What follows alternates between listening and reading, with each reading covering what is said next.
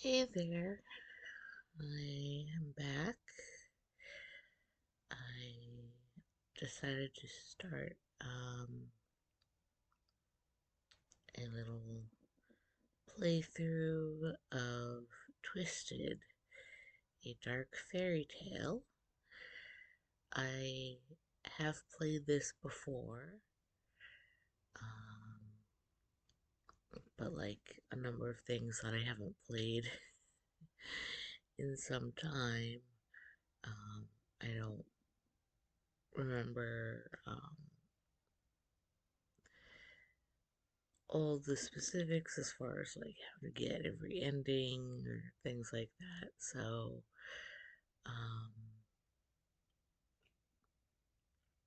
I have gone through most of it, um, but I can't recall if I've gotten everything in it. This was a Kickstarter, and it is available on Steam. Um, I don't know what the exact uh, like age rating is for it, but it is meant to be a dark fantasy visual novel. Um, and from what I recall, there are some scenes of, uh, involving like blood and death and things like that. So that will be the content warning that I can provide for it. Um,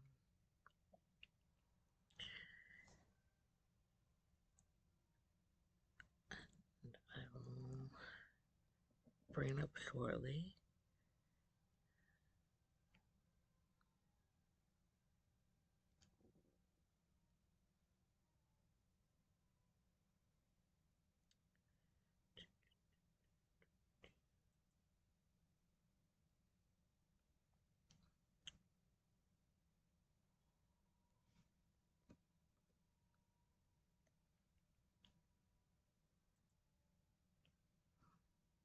I may need to move my um, little tip tracker and my camera box once I actually start the game. Also, before I go into it, I will say that a lot of the characters are, um, they seem to be uh, dear or um, kind of similar animal based people in it. Um, and I will confess, I adore dear girls, like satyr girls, dear girls, fawn girls, whatever terminology that you would prefer. I think they are adorable. Like whenever I see somebody who, um, dresses up like that, or um,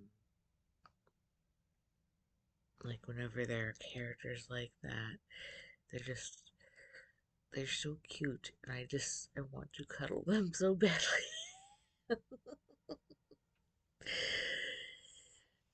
Ugh, I just ugh, I just want to snuggle up with them. So yeah, obviously you can see why a visual novel with characters who are like that would appeal to me.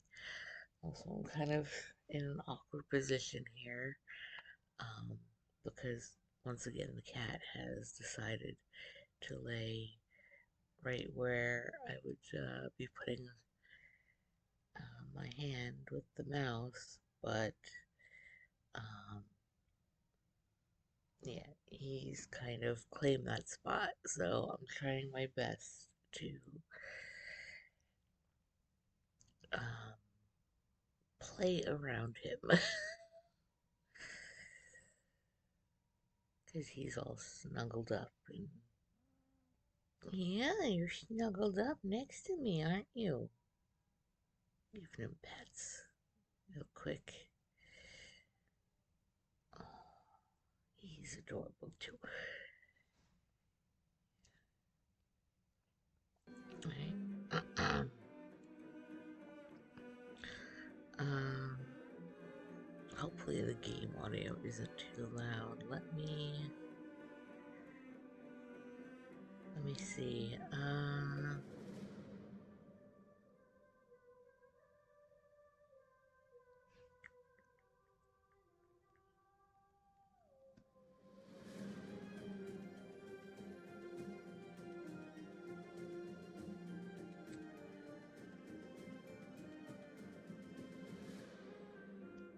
I think it should be okay, but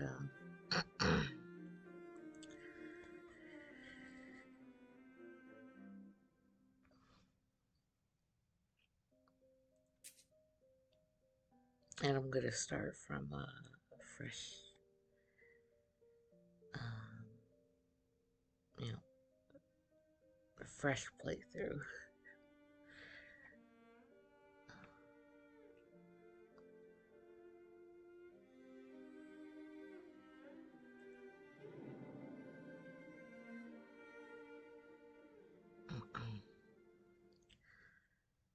I'm alone. The trees around me twist towards the sky the way the flowers in Mother's window box do in spring. The branches seem unnaturally long, unnaturally dark. The moon in the sky, the, the moon's in the sky, but none of the light seems to reach the ground. When I look up, I can see it through the crisscross fingers of bark, but staring straight ahead, I can barely see an arm's length in front of me.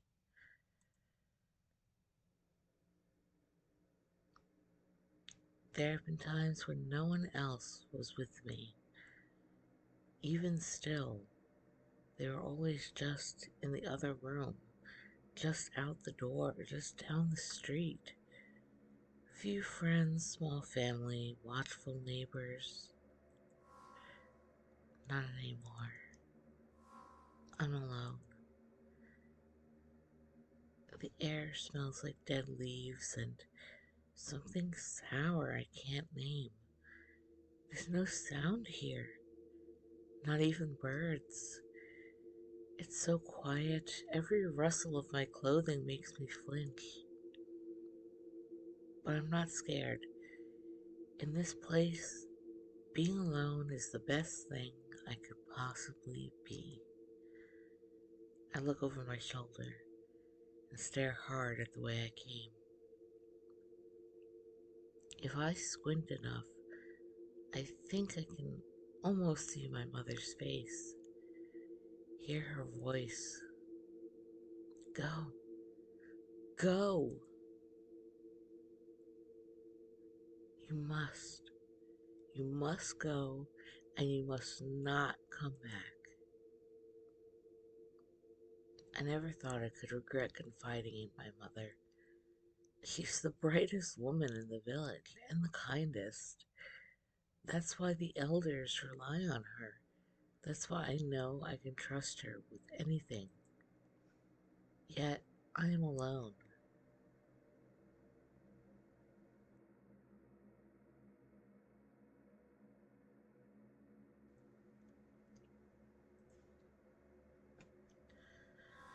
I face forward again, eyes scanning the trees ahead. I'm alone. I'm safe. The woods are enormous. It won't find me. I say this aloud, needing to hear the words. Then I say it again. It won't. find me. I take a breath and don't think about what will happen if my words don't hold any truth. What will I do? Where will I go except not back? There's nothing outside the village but the trees, the dark, and the monster.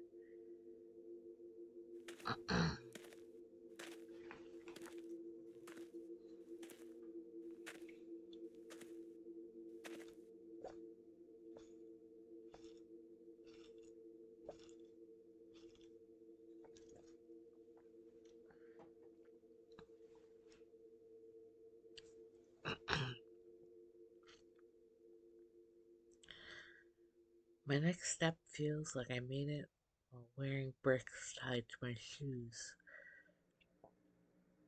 My cloak weighs 1,000 stones. My bag weighs 1,000 more. My hand itches. I cradle the appendage to my chest, keeping my eyes averted, and instead focusing on not back. I'm thirsty. There must be water. Or maybe not. Does a monster need water? There are no birds, no squirrels. I haven't even heard a single insect. It's like all the life in these woods has fully submitted to the beast that lurks in its depths.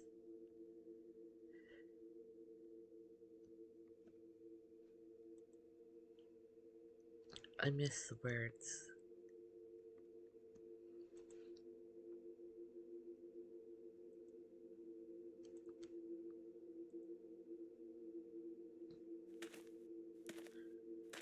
I'm thirsty. I don't know where I am, but it doesn't matter because it's not back. My hand itches. I don't scratch. How long have I been walking? The moon has risen and fell and risen and fell and risen and fell. I'm tired. I'm afraid to stop. I'm thirsty. I'm alone.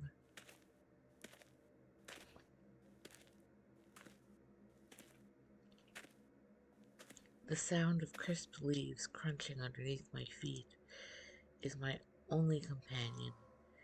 It reminds me of early autumn mornings, the satisfying ache of chores, and him. Is this how he felt before he died?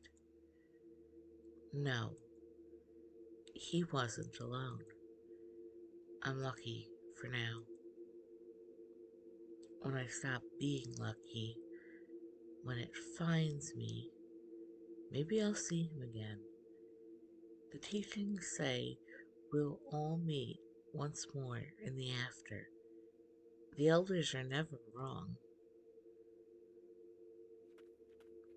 I stop walking and try to listen for water. There's got to be water. I strain my ears, flare my nostrils. All I smell is the unfamiliar. All I hear are footsteps. The muscles in my body tense in bunches. My calves, my thighs, my back, my arms, my shoulders. I'm not alone. The footsteps get half a beat faster, and I force my body into action. I'm thirsty. I'm tired. I'm not alone, and if I don't run, I'm dead. I've never been very strong or very fast. I work with my hands, delicate work, crafting. My hands are deft tools. My feet are clumsy blocks of flesh attached to the ends of me. I shouldn't be so startled. I knew what I would find coming into the woods. My mother knew what I would find, and she still pushed me out the gates. I can't cry. I have to run. The footsteps behind me get faster. Then there are footsteps in front of me. I skid to a halt. There's nothing outside the village but the trees, the dark, and the monster. Growls replace the footsteps. The two sets of footsteps. I look left, right. Left is a log. Right is a thin thicket of trees. I go left. Scrambling inside the dark bark, I scrape my knees and elbows. I don't feel the pain, not beyond the confusion. I can barely feel fear. There's a hole in the log and I press my face to it. The space I was standing only a few moments ago explodes into life. A huge, dark something slides into view. Massive spikes jutting out of its back, its head. A monster. It's grotesque. It's horrible. Its hulking figure is broader on top, but it walks on all fours. It brings with it a terrible stench. Finally, I realize what the smell has been this whole time. Blood. And from the other side, another creature bursts into view. It slams into the monster like it has no control over its momentum. The bark around me trembles, and I realize it's from my body shaking. The creature is huge, dark, spiked, grotesque, horrible. Another monster. Another monster? The two monsters scuffle over one another before seeming to lose interest, and one lifts its nose toward the moon. In the dim light, I see a glint of sharp, sharp fangs. Monsters. I'm not alone. It takes only seconds before I realize they're looking for me. The one not scenting kicks its feet against the ground, then turns and looks directly at the log.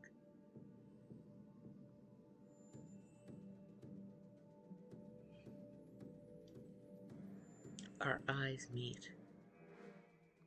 What I can see of its eyes in the dark, a pinprick of mottled yellow inside great glaring pits of black. I close my eyes. Honorable ancestors, hear my prayer. Friends past, I come to meet you. The footsteps come closer. The ground shakes. A terrible howl fills the air. It's a howl I've heard in my nightmares. A howl I've heard in the village, walking through the streets, pumping water. Faint in the distance, a warning. The monster. No, another monster. 3 of them. How many more are there? I open my eyes and stare out the hole. I'm just in time to see a creature larger than both of the ones before barrel into them. The area quakes with the force of it. The 3 go crashing into something out of my line of sight, but I can hear the sound of a tree bowing and thrashing to the ground.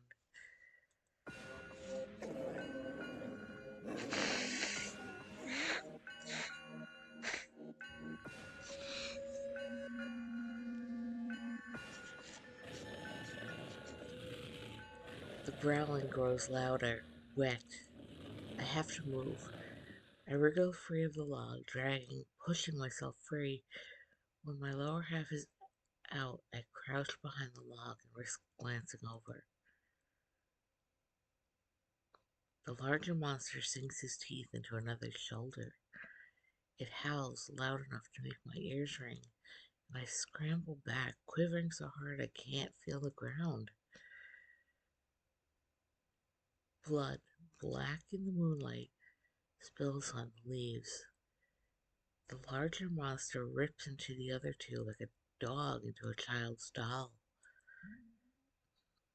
With the last of my strength, I push myself up before it can do the same to me.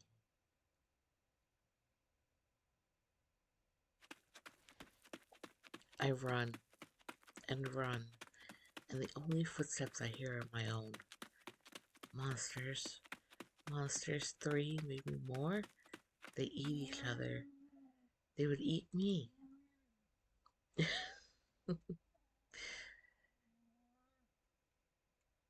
My cat is now giving commentary as he's decided to move. Let me adjust my arm real quick.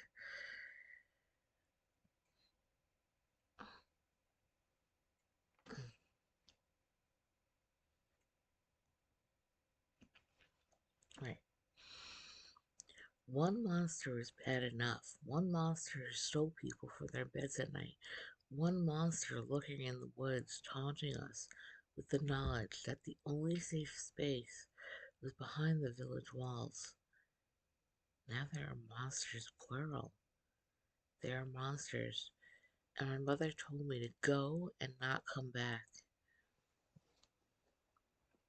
I want to believe there's a good reason. I can't.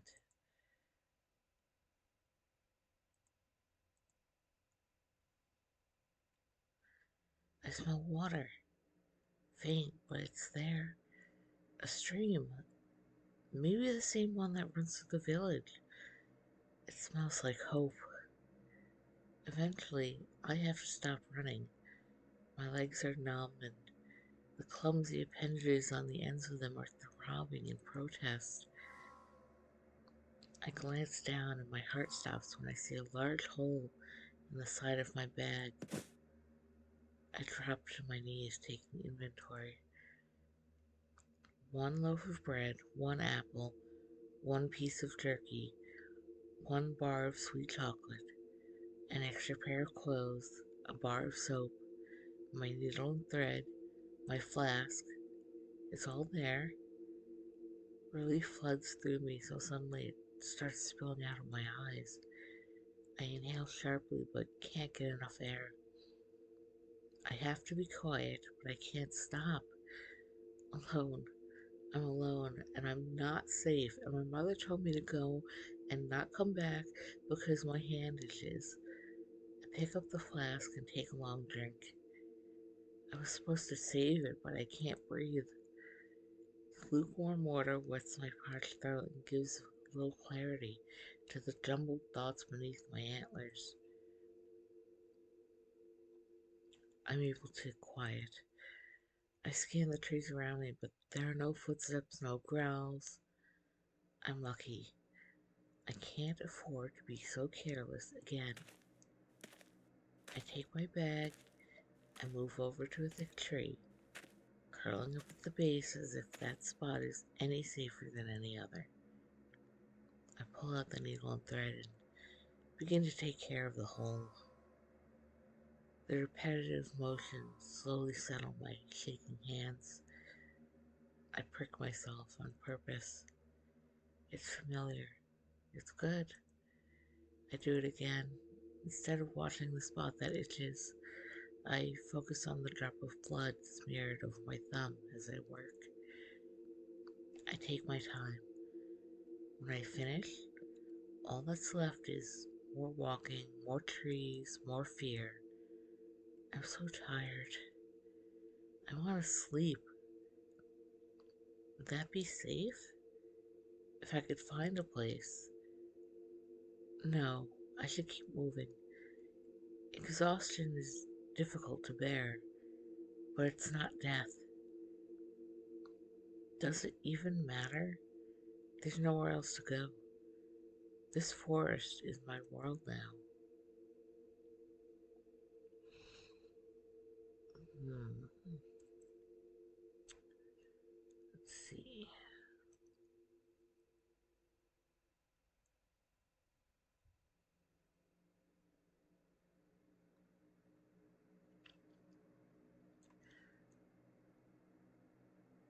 Um,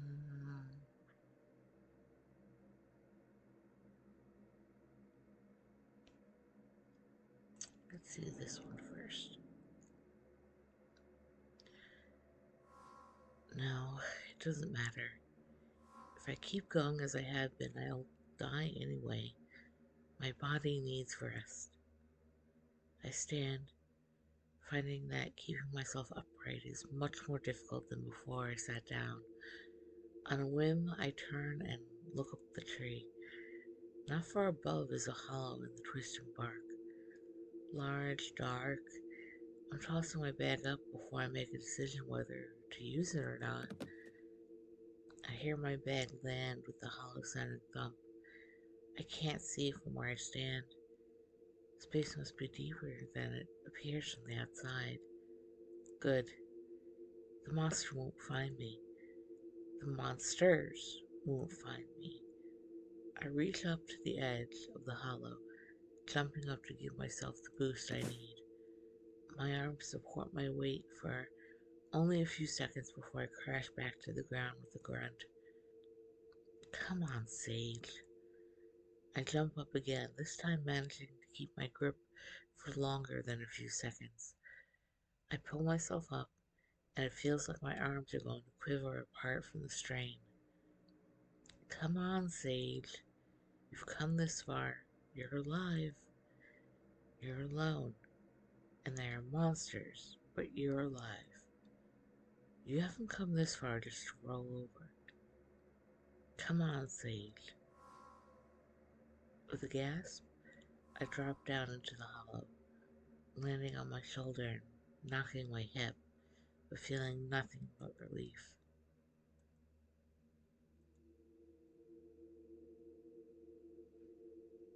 When I open my eyes, I'm shivering, and the faint light that had settled over me like a blanket has been replaced with darkness. I fumble for my bag, the flask, and instead feel a puddle. The top must have come open when I threw it. I expect to feel distraught, but instead, I don't. It's fine. I smelt water earlier. It'll all be fine. I'm alive. For 10 heartbeats, I quiet my breathing and listen to the world outside my safe spot. Quiet. I'm alone. I take only the flask and risk leaving my bag as I clamber out the hollow. My feet hit the ground harder than I expected, and I stumble, the wrappings covering my soul slipping up into my instep. It doesn't matter. There are hardly any protection against twigs and pebbles. After taking one last chance to listen, smell, and look, I start off in the direction of the water, nose to the wind. The water grows stronger the further west I go. The moon is back in the sky. It gleams down on my face like I'm an old friend. It's feeling agreeable tonight. I can see more than 4 steps ahead of me. The trees are thinner here. My stomach aches for food, but I haven't dared eat what little I have left in my bag. Not yet. Not until it feels like my body is eating itself from the inside out for lack of sustenance. The way to the river is blocked by fluffy bushes as tall as me. It takes a while to get there, not because it's far, but because every so often I have to stop and make sure the footsteps do too. Finally, the gentle burbling of a stream reaches my ears. They twitch towards the noise, and the rest of my body follows. The sight of water lifts the weight that had settled on my shoulders. My cloak is a feather. I collapse next to the stream and dip my entire head inside. Despite the way the woods smell, despite what lives here, the water is crisp and cool and even better than what we have in the village. I surface with a gasp and shake my head free of the excess water. After getting to rest, I feel like I've stepped through a thick fog and come out the other side bruised but not broken. I take my flask and dip it into the stream. Once it's full, I drink a little more before refilling and closing it carefully. They're slacked. Can't remember how to pronounce that. They're slaked. I turn to look at the moon.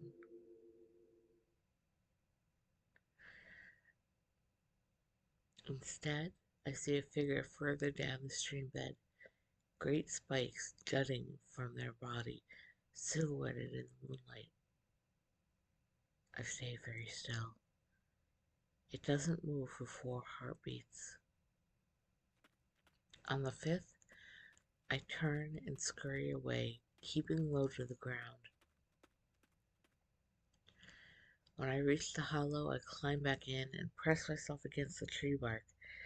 Like, if I do it hard enough, I might be able to merge with it. I don't move until the light of morning. The trees end. One moment they're there, the next they're simply not. That hits harder than multiple monsters. The sudden daylight without the cover of trees is blinding.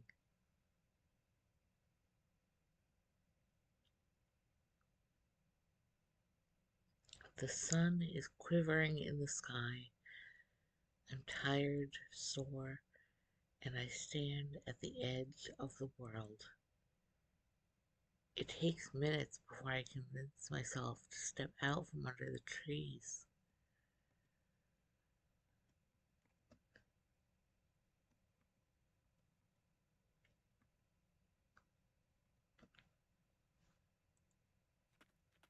One step, then another, then 10. I run into the brown-green plains spread out in front of me, eyes as wide as I can get them. I need to see everything. In the far-off distance, farther than I can walk in 7 suns, there are more trees. Closer, on top of a small hill, I see buildings. Buildings? It's not the village. It can't be. There's no wall.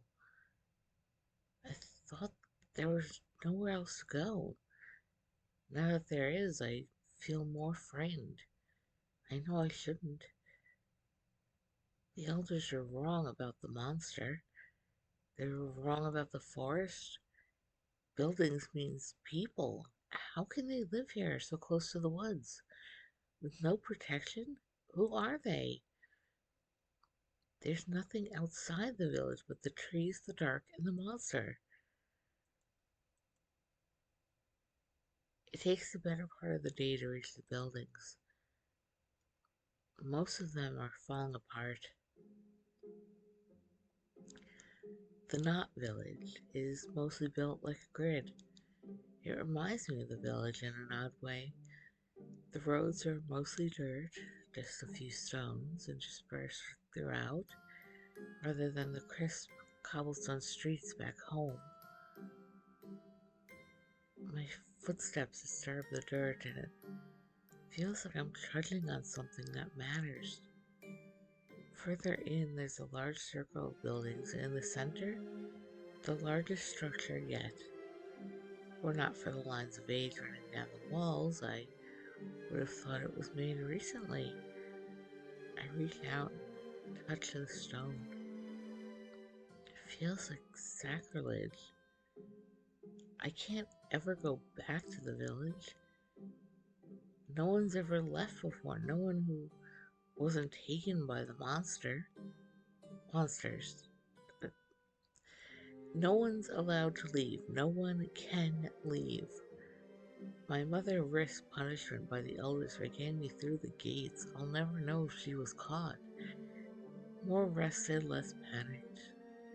I believe that my mother had a reason for pushing me out. My hand itches.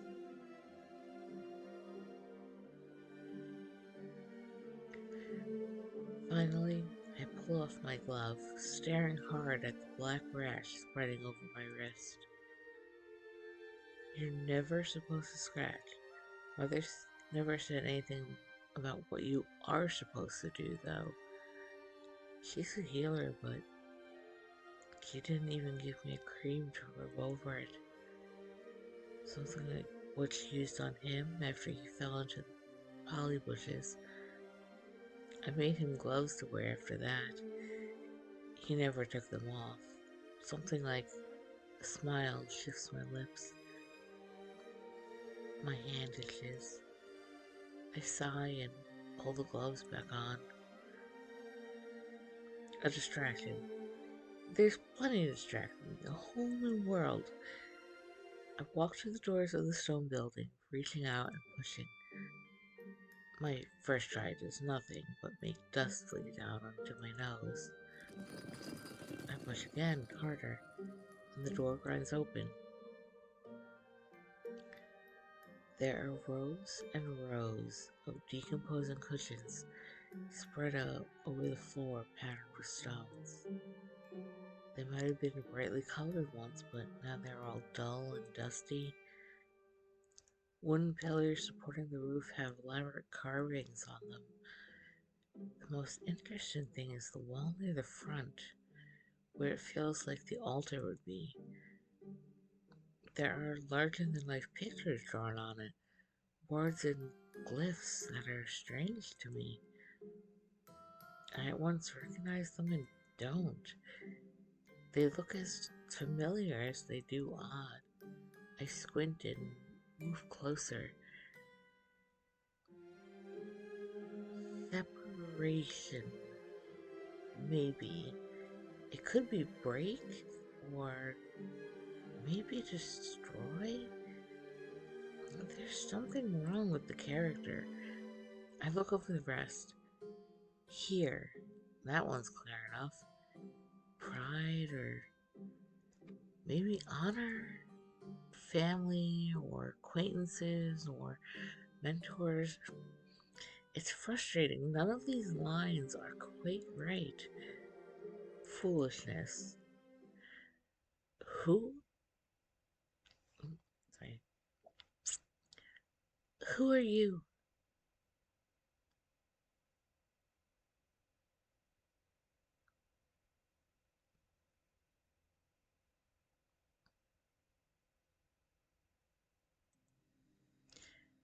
The voice echoes in the room when I whirl around and stumble back into the mural hard enough to make my head jerk painfully against the stone.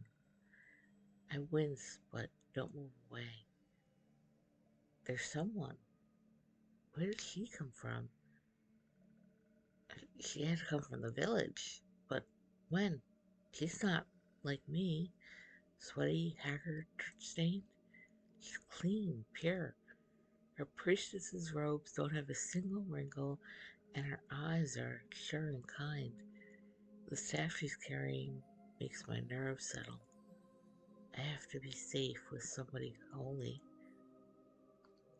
I'm Sage. How did you...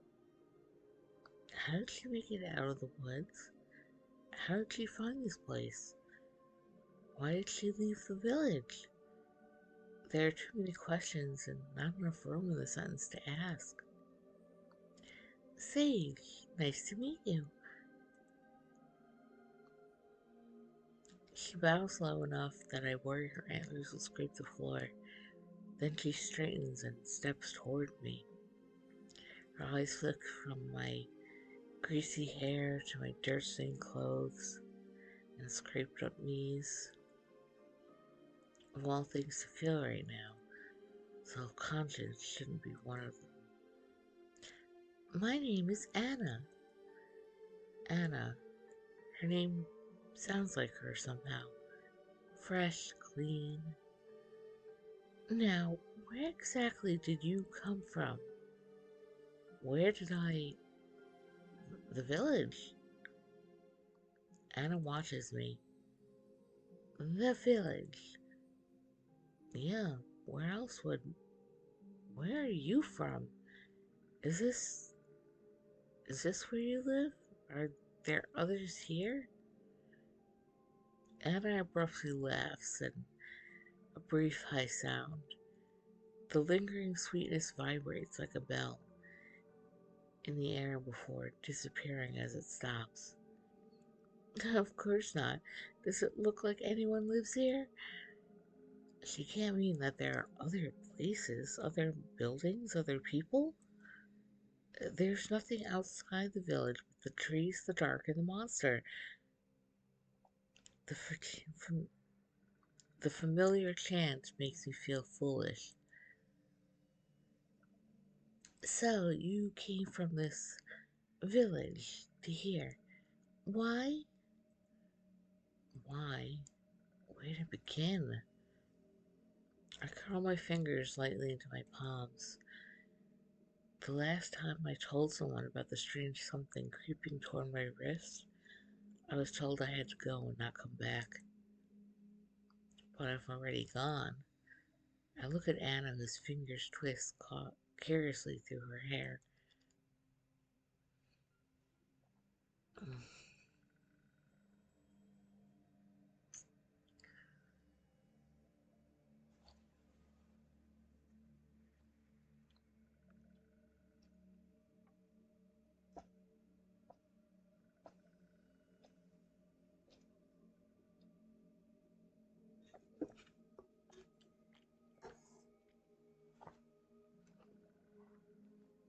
I will say that the first time I played through this, I was very sus of her.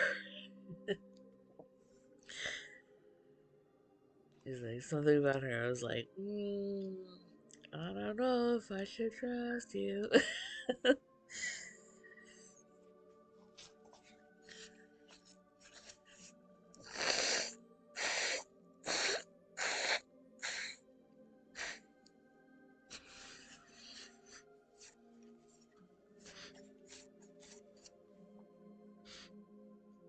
Yeah, and I don't know how many endings I'm gonna go for in this playthrough, because there are multiple ones. But I'll see how far I get, because I am also in the mood for more Dead Cells. Um,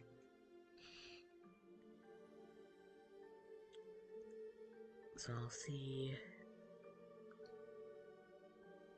Yeah, I'll see how many endings I get playing this for a while. Um,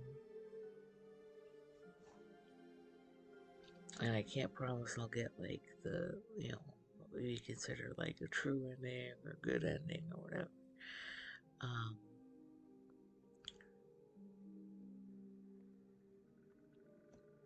but for now, let's.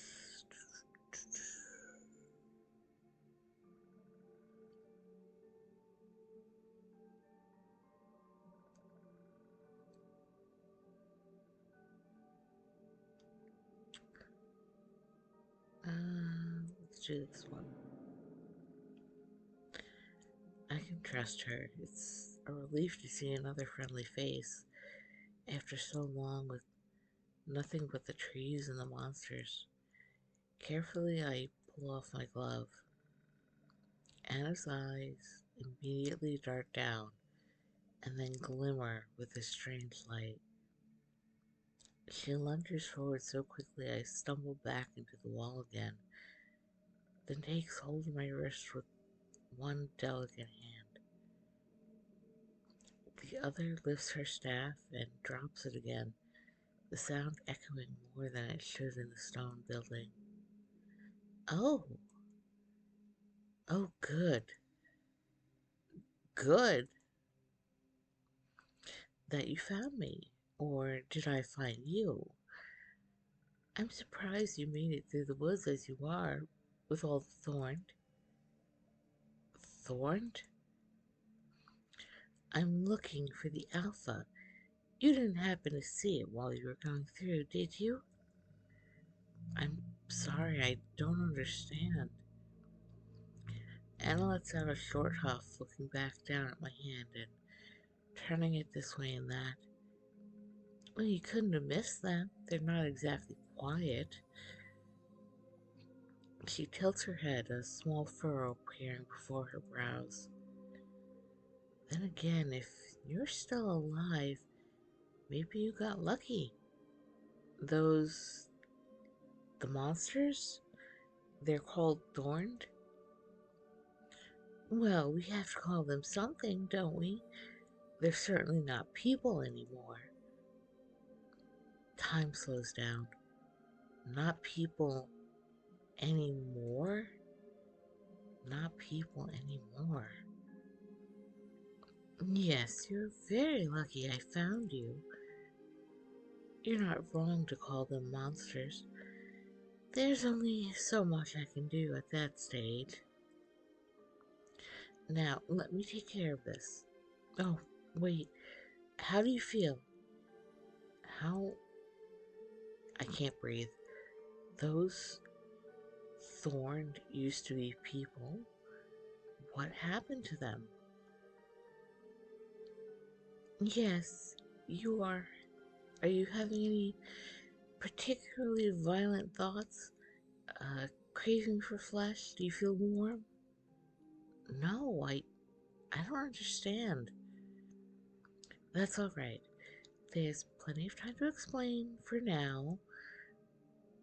Anna steps back, releasing me. She shifts her staff to hold it in both hands and taps it against the ground. The jewel at the top glows a pale, pretty light. She directs it towards me, and then her eyes begin to light up the same color. I've never seen a priestess at work before. Only the elders are allowed to lay eyes upon something so holy. My knees quiver in awe.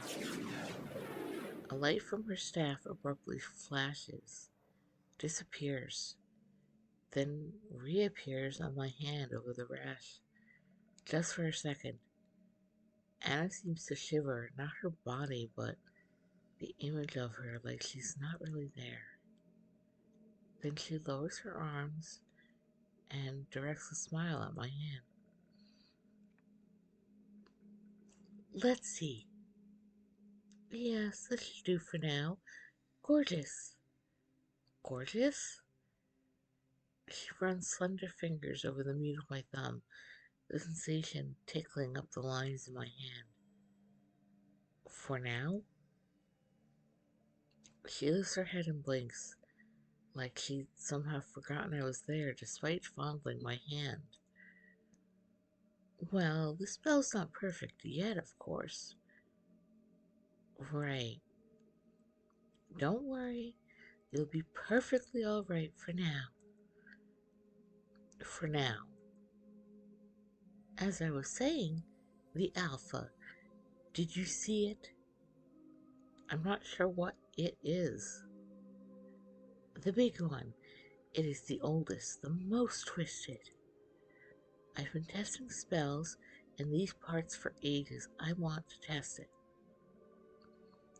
The Alpha would be the perfect subject. It could be twisted enough not to poof out on me on my first attempt. The big one. I did see a large thorn. It it ate two other ones. Got you. Well, I wasn't expecting to see anyone around here, but I imagine you make an excellent apprentice. Spellcasting takes a lot of energy, you know. It's much easier when you're not alone. When you're not alone, everything feels like it's spinning. There's also the matter of the runes. I'm positive they're around here somewhere, but searching the entire eastern half of the woods is proof fruitless. Who knows what I might learn from those? The ancestors had to have had a better idea how to deal with twisting. Now that my attempts have had their success, mind you, I can barely comprehend anything. Anna continues talking for a moment longer before I take a stumbling step back and she blinks, straightening.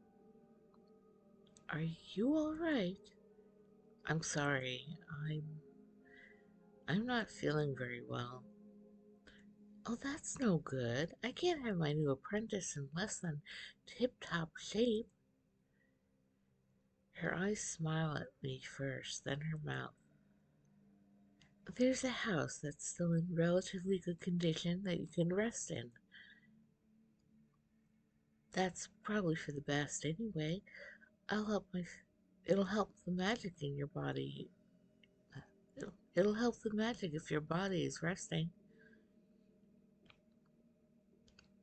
Thank you. I'm not sure I want to go hunting the alpha. Monsters who used to be people. I'm also not sure I can sit idle. Anna could be the key to a lot of questions.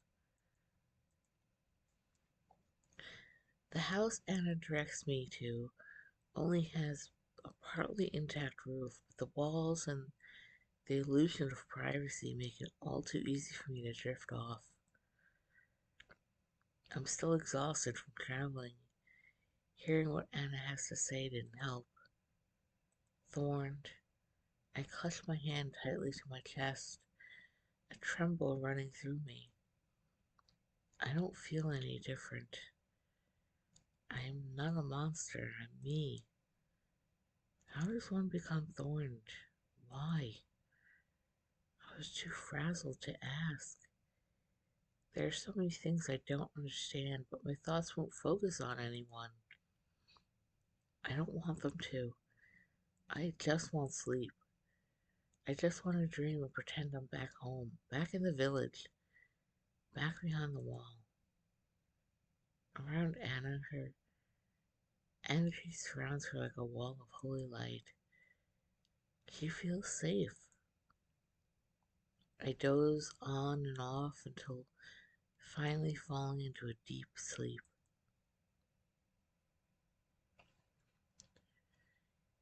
In my dream, it's dark. It's cruel. I can't escape the darkness even as I sleep. I'm walking, I'm sure of it, but the black is so complete that there's no indication if I'm moving forward or back, up or down. Then I see him. Man, his back is to me. I try to pass him, but I can't. Then he turns. He has no face. Or maybe he does, but I can't focus on it. Oh. Oh? That's not any way to greet someone. All I wanted was a pleasant dream. You can understand me. You're speaking plainly. I try to move forward again, but I can't. The no-faced man turns around again, showing me the back of his head. I haven't spoken to anyone in a long time. It's only a dream. Only a dream. As if dreams can't be more than what they are. I only wanted to see something pleasant. I'm tired of the dark. The man looks over his shoulder at me. A rueful smile twists his lips. Me too. I stop trying to move. If I'm to be stuck here, then so be it. At least I'm not alone. Why haven't you spoken to anyone in so long? He turns. It's not that I don't speak, more they don't listen, I think. I see. I know. But you do. He takes a step closer and his face is almost clear. I see the angle of a sharp jaw. You can listen. I'm listening. No, I mean really listen. He takes another step closer, and I have to crane my neck back to meet his gaze. I don't understand. I only wanted a pleasant dream. There's something intriguing about this stranger. Enigmatic. He feels like a stranger I've known my whole life. Do you want to? I want to understand a lot of things. Let me see you then. The man reaches out and rests his fingers on my forehead. Such a bizarre touch. I'm too confused to move away. If I could move. His eyes.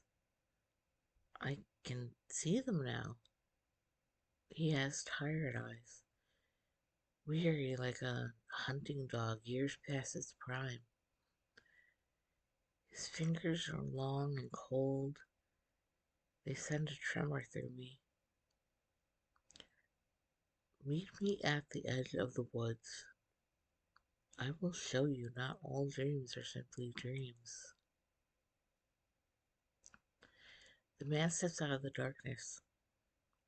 I'm not sure where he goes, only that he's gone. Then I open my eyes. Normally, my dreams flee when I wake, like fish when you wade in a stream. This one I remember partly. Meet me at the edge of the woods. I remember the words, but everything about the man, his face, if I ever saw it, the color of his hair, slipped from my grasp. It's the middle of the night. I run a hand over my forehead. It might be my imagination, but I swear there are 3 cold spots where his fingers were. What if it wasn't a dream? I don't have to go into the woods, and there are no monsters out here. I stand, lifting up my cloak and replacing it over my shoulders. The walk out of the Knot Village feels a fraction less lonely than the walk in. I can see the trees in the distance, tall and dark, their branches reaching toward me. With every step I take, they stretch closer. Who was he, I wonder? He seemed genuinely happy to speak to me, that I was listening. Meeting Anna after so long alone has me starved for company. Chasing after, chasing after strange men from dreams who barely speak any sense. Ahead, a shadow catches my eye. I drop down to the grass. Just through the trees, I see a huge shape prowling, searching. It's the Alpha. It killed those 2 thorned. Did it track me all the way to the edge of the woods?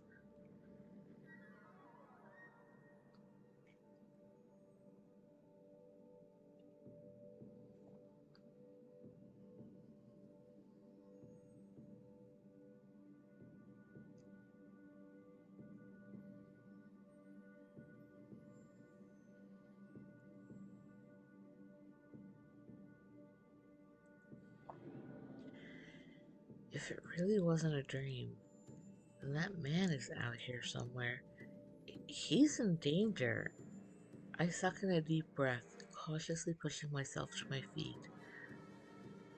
Has the monster gotten him already? Or was it really just a dream? I can't go back without making sure. I keep closer, doing the best I can not to draw attention to myself. In a wide open field under the light of the moon. This is not an easy feat. I avoid the shadowy figures slinking about through the trees, straying as close as I dare and searching for someone whose face I don't know. I strain my eyes in the darkness, but no figure makes themselves known. A howl cuts through the night sky. A monster celebrating its kill? My body goes cold, starting in my fingers, traveling down to my toes. Abandoning all thoughts of stealth, I turn and scramble back to the Knot Village as fast as I can. Either it was just a dream, or he's beyond my help. Anna wants me to help her search for the Alpha. If I could help it, I'd never go in those woods again. But I nearly became one of those things, and I still might. Anna is a priestess, but she was talking about the thorn like they were experiments. She doesn't seem to know exactly what she's doing. The way she said that it should be twisted enough not to poof out on me on my first attempt. They're monsters, but they used to be people? It seems cruel to treat them so callously. Thinking back to her words, I remember she mentioned there were ruins in the woods. Ruins that might have answers. I don't want to go around monster hunting, but hunting for information might just be worthwhile. I lasted all that time in the woods by myself. I'll be alright. I'm careful. I'll go by myself in the morning before Anna leaves.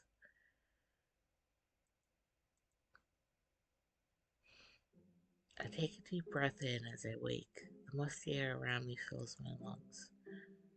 Rolling onto my back, I place a hand up to the dust-covered ground.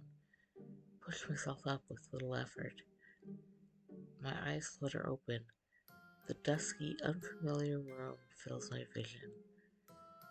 The reminder that this is not my home fills my head. I take only a moment to grieve the loss of my old life before finally standing.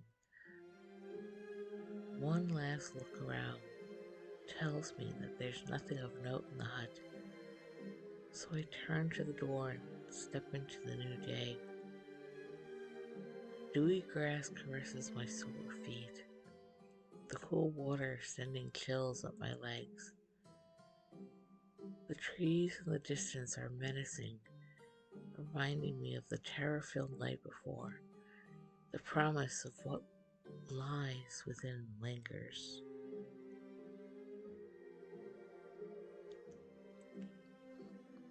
Monsters. Multiple. I don't want to believe the elders would lie to us, but I saw them with my own eyes. Thinking of the monsters causes me to waver for a second. Anna knows how to get to the roads. Anna could help, but she can't be trusted. I have to figure this out myself. I briefly remember the man from my dream. In the forest, alone, I allow myself a few moments of fear, then push them away and continue on. Just be careful. If I'm careful, I'll be alright. Mother always taught us to be careful. Though he rarely was.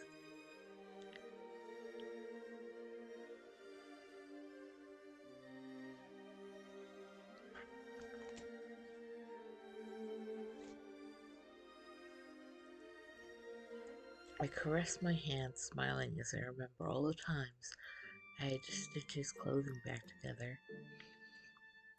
He was always falling and ripping them. My feet press against the soft foliage of the field. Then after some time, the tough forest floor. The roads in the village were dirt, soft against my skin. Here, there's no such luxury. The pebbles and twigs dig into my feet, stabbing at my soles. My heart begins to pound as the familiar stench of the forest reaches my nose. The stench of blood. It's suffocating, filling my nose until nothing else exists except for the decay. It's quiet. It's dark.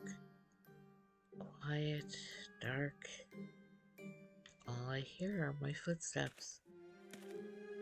My footsteps echoing in the lonely forest. An itch in the back of my mind tells me there's something wrong. Every step I take echoes back to me louder. Echoes? That isn't right.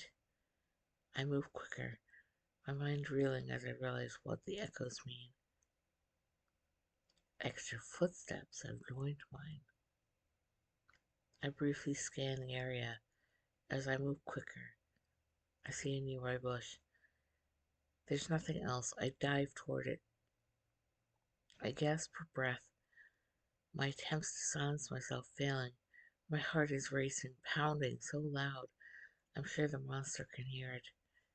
Is this it? I should have gone to Anna. Anna could have helped. Anna could have. You came. A gravelly voice comes from behind the bush. A voice? Another person. It isn't Anna. Her voice is pure, soft. This voice is as deep and rough as the forest around us. Is it the man from my dream? Has he been waiting for me this entire time? How did he survive? I turn my body, looking up through the leaves, and my stomach drops. I feel sick. The monster.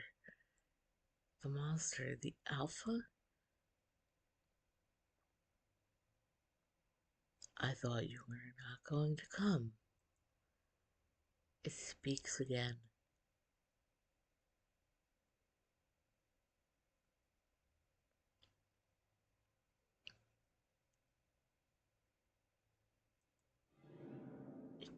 You, you can talk? My voice trembles, but I'm not as scared of the ghastly figure in front of me as I would have thought. It tilts its head to the side just a bit. Yes. The alpha's green, empty eyes look down at me, and I begin to shake. It can talk. He can talk.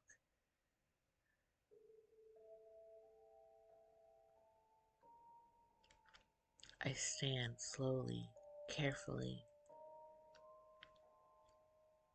He watches my every movement, calm.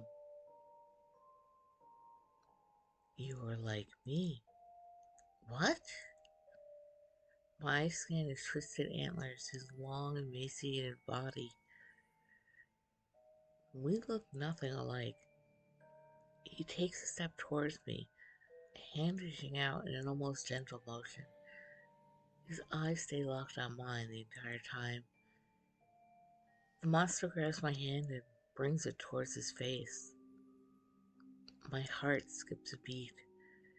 I try to pull away, but he only tightens his grasp. It was a trick. He's going to eat me. It's going to eat me. I tug my arm, but its grip is too tight. The monster leans into my hand, its nose brushing against the skin. Then it licks me. Its tongue is rough and glides up my skin, and within moments it pulls back. You're starting to twist. I. What? You are becoming like me. He drops my hand and takes a small step back. Like you? But Anna cured me. I can't be like him. I can't. My hand doesn't itch anymore. I cradle it against my chest, squeezing the gloved appendage. Was this why I did not come back? Did Mother know? My breath goes quicker as my mind races. This is why my hand itches?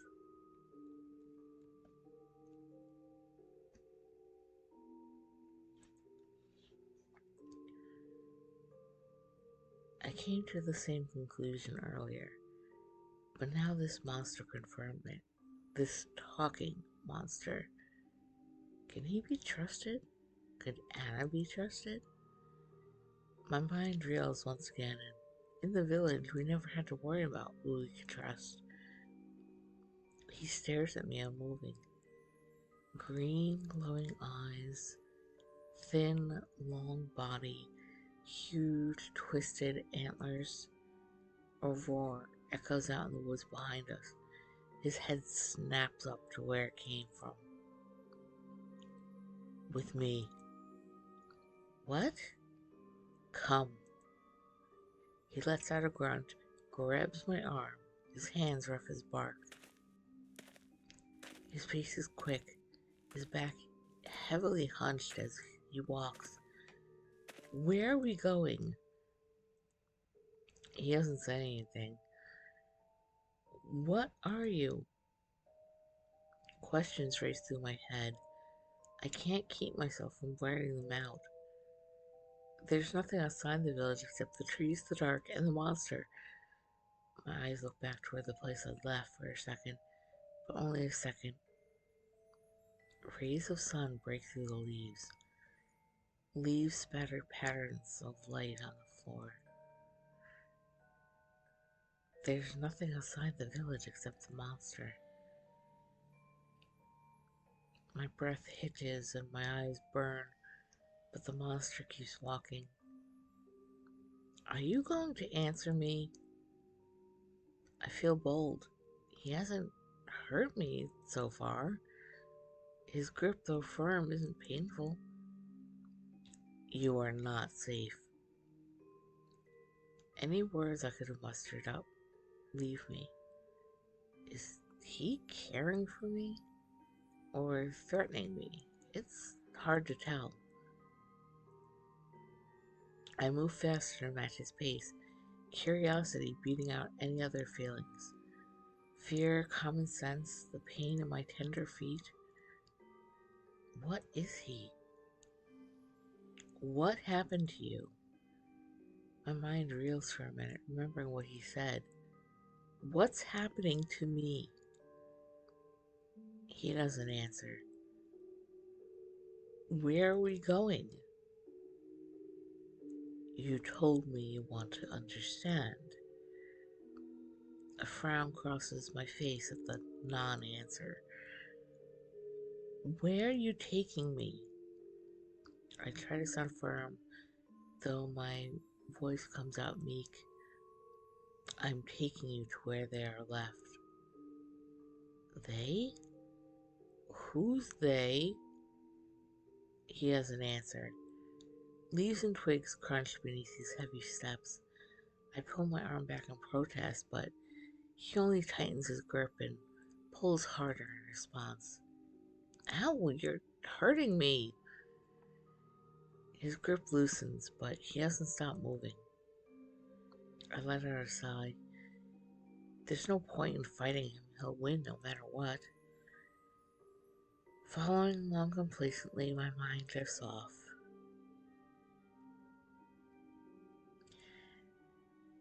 It goes far away. It goes back to the village. The village I've called my home for my entire life.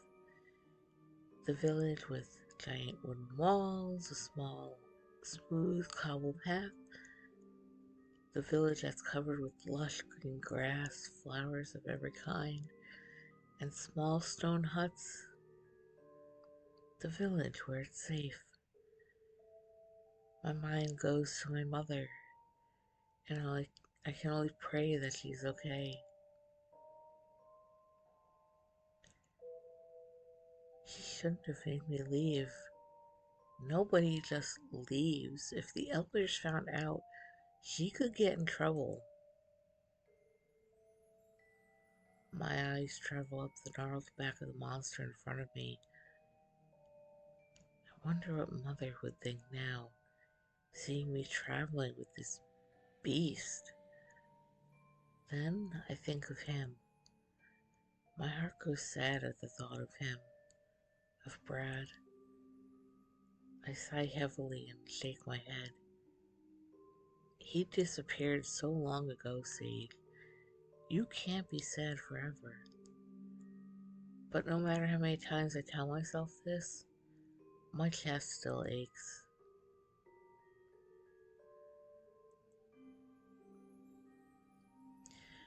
We walk for a long time, so long the sun has begun to set. My clumsy feet grow ever more tired and my mind becomes weary. I'm tired. He stops immediately. I almost stumble into the antlers that twist around his back. We will rest. He sits down without even surveying the area. I don't think this is a safe place to sleep. He turns his head, his eyes locking with mine. Then he stands back up. I will follow you then. I nod slowly. Looking around, I see a small cliff with an overhang that would provide a small amount of cover. It's better, at least. Better than the open woods. Over here. I gather up leaves as we walk towards the overhang, hoping to have enough to make a bed. I can feel the monster's eyes on my back as I gather foliage. Then I hear a rustling noise behind me.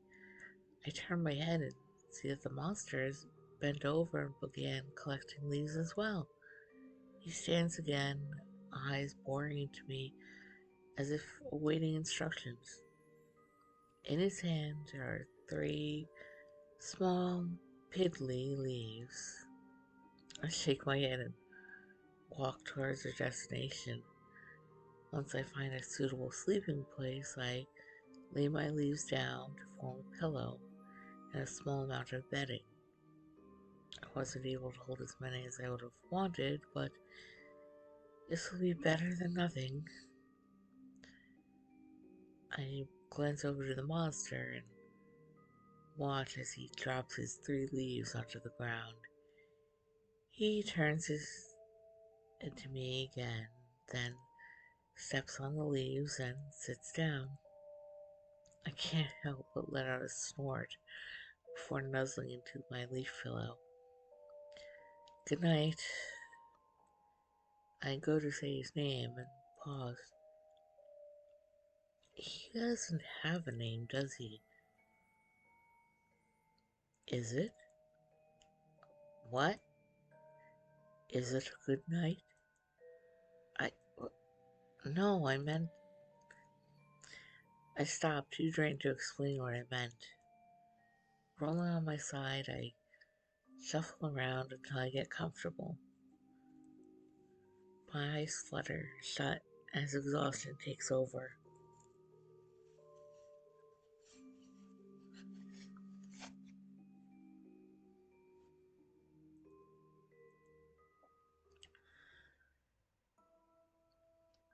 I take a deep breath in.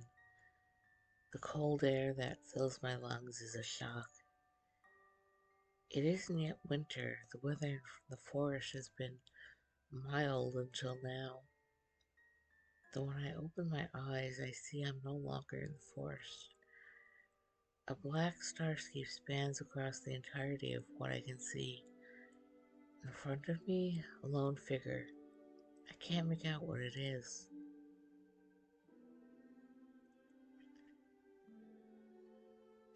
I look around me, but I can see nothing else. This place feels familiar yet different. I seem to be floating, but I take a step forward nonetheless. My foot pushes off something below me that I cannot see, and I move towards the figure. Hello? The figure stands still. As I get closer, I can make out details. A man. His back to me. He's looking up toward the sky, shaggy hair falling to his shoulders. He feels familiar.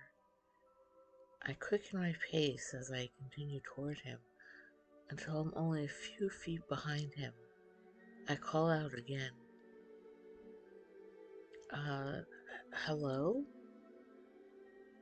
This time he hears me. His ear flicks as he turns his head to face me. You came back. Came back? It clicks then. I saw him in my last dream. He turns his body to face me fully.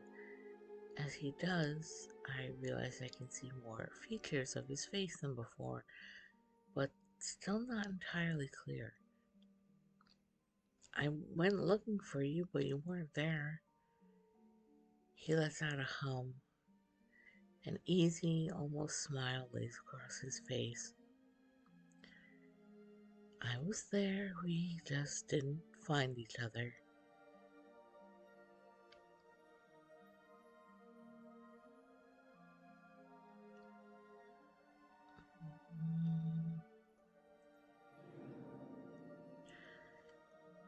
I'm sorry I couldn't find you then. I pull my arms together across the chest. He continues to stare at me, his almost smile painted across his face.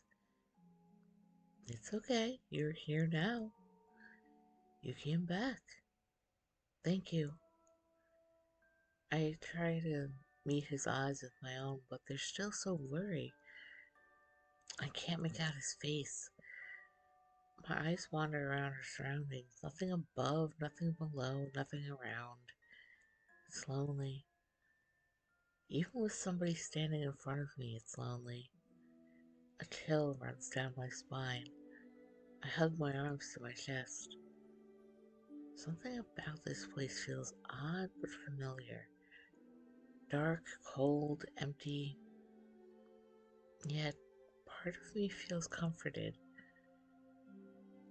I look again to the man who stands in front of me and I realize that this is all a dream. This can't be anything but a dream. It's all in my head. Of course you didn't see the monster. You weren't there. You couldn't have been there. This is just some weird dream. I was stupid to think you would. I'm stopped by a small laugh. If this is a dream, then I have been dreaming for far too long. I scowl at the man, as if he was the one that slighted me. But he can't be. This is my dream. I'm in control. I look down and pinch my arm. It's cold to the touch. What are you doing? I'm trying to wake up. Why? Because this is weird. He laughs again, quiet. Does telling yourself that this is all in your mind make you feel better or worse? I pause at the question. What do you mean? We stare at each other for a moment, his eyes still a blur. I wait for an answer. Neither of us move. He says nothing, only smiles his almost smile. My arms fall to my sides as I give in. I can't understand you if you're going to speak in riddles. But this is your dream, isn't it? I sigh and frown as I realize my breath is visible. You're right. You're lucky it is just a dream. At least there aren't any monsters in here. His almost smile wavers for a second, I wouldn't be so sure about that.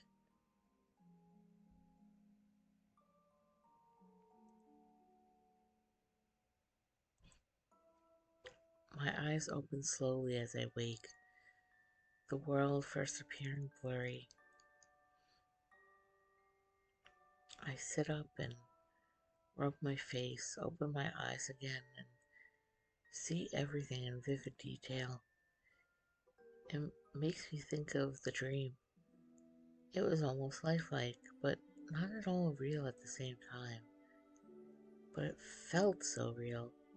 I rubbed my hands up my arms. They're warm to the touch, but I can still feel the cold that I felt while asleep. I sigh and shake my head as if to clear the thoughts away. Finally, surveying the area around me, I realize the monster's gone. I stand in a hurry, my eyes darting from one spot to the next. He's nowhere to be seen.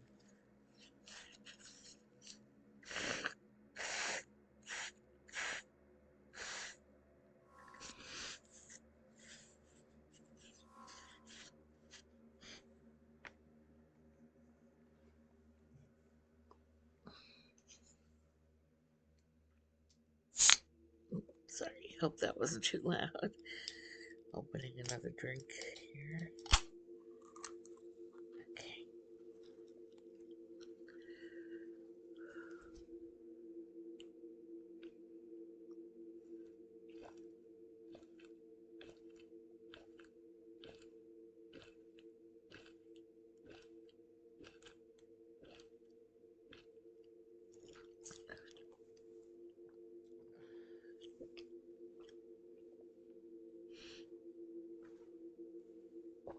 Oh my goodness, my eyes are watering.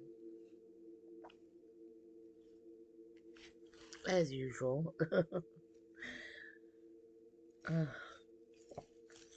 Alright. So we gotta make a choice here. Um,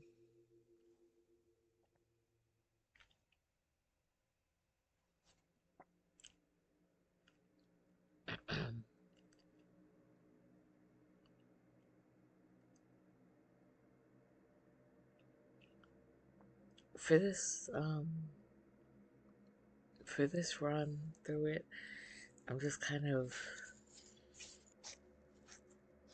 I'm choosing back and forth. Like, I'm not really trying to plan out any specific endings to get. I'm just gonna see what one pops up. Um,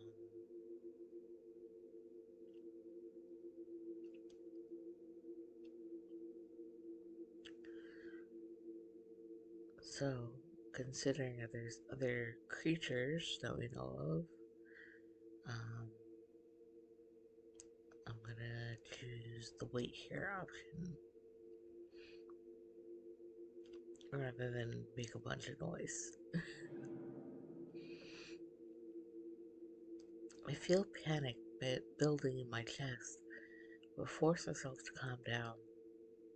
Calm down, Sage. You won't be able to do anything if you don't calm down. I whisper to myself, hugging my arms across my chest as I take a few deep breaths in.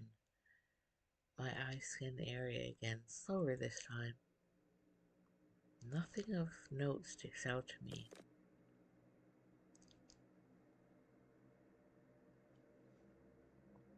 Snap. I spin around to face the direction the sound came from.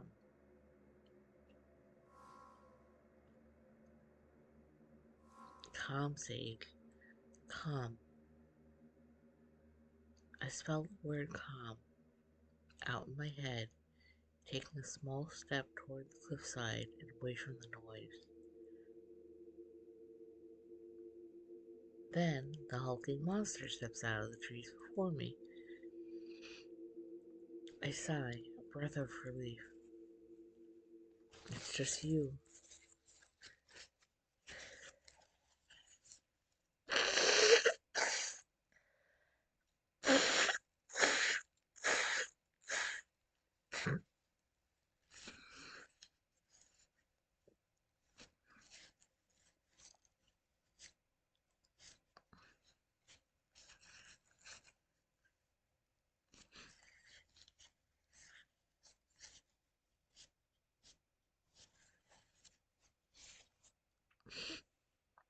He stops just in front of me, saying nothing. Then he tosses an object to my feet. I jump down. I jump back. Looking down, I realize the object is a small dead animal. A rabbit, maybe? I can't tell. Poor thing is soaked in blood. Um, eat. I don't think that. I look back up to meet his eyes. He's expressionless as always. I don't think that I can eat that. He tilts his head to the side, crouches down, and his eyes meet mine. You must eat. Yeah, but not that. I shake my head and step away from the small creature. He looks confused at the refusal. I have food in my bag. He nods slowly. Then I will eat. His gangly arm reaches towards the maybe bunny, and I grimace as I turn toward my bag. I have some rations left, though I can't eat them all.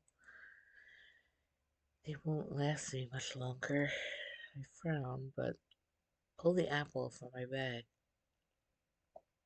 After, we need to go. I nod slowly, trying to drown out the snapping noises as he digs into his food. Makes it difficult for me to eat on my own, but I manage.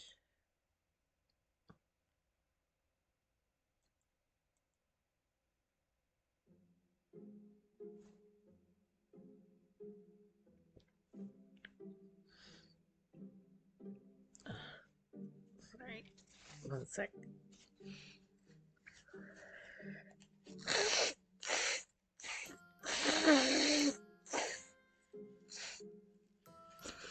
Oh, goodness.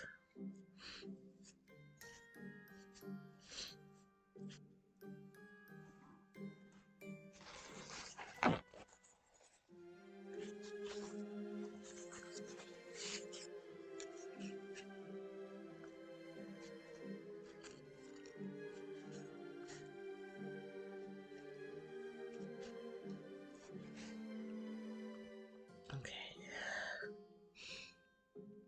The evening light shines through the leaves, painting my aching body with orange tones. We've been traveling in silence for the better part of the day, and my feet have grown more and more clumsy.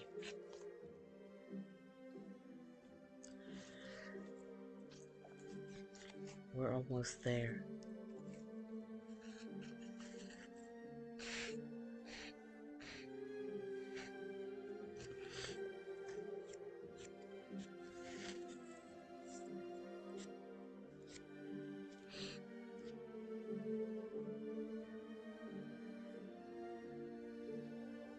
I give a small nod and continue forcing my lips to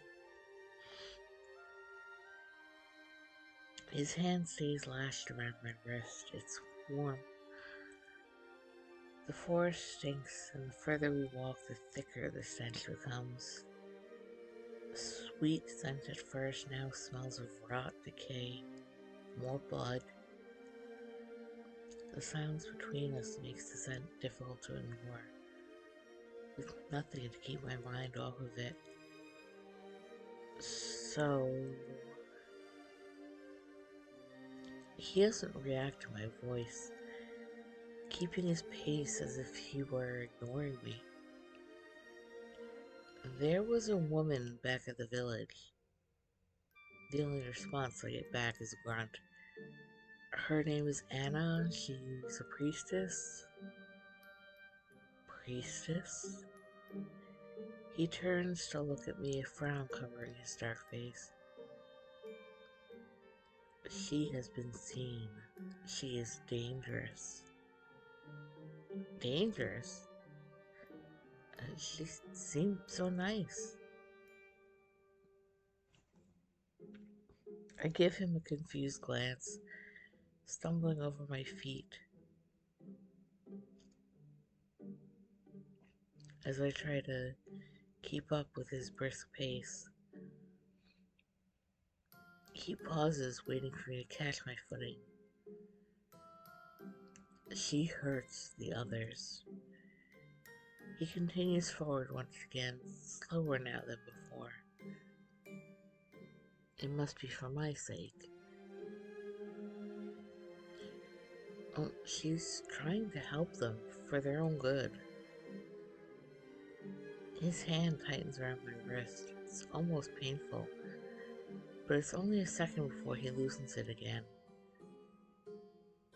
You think they deserve it?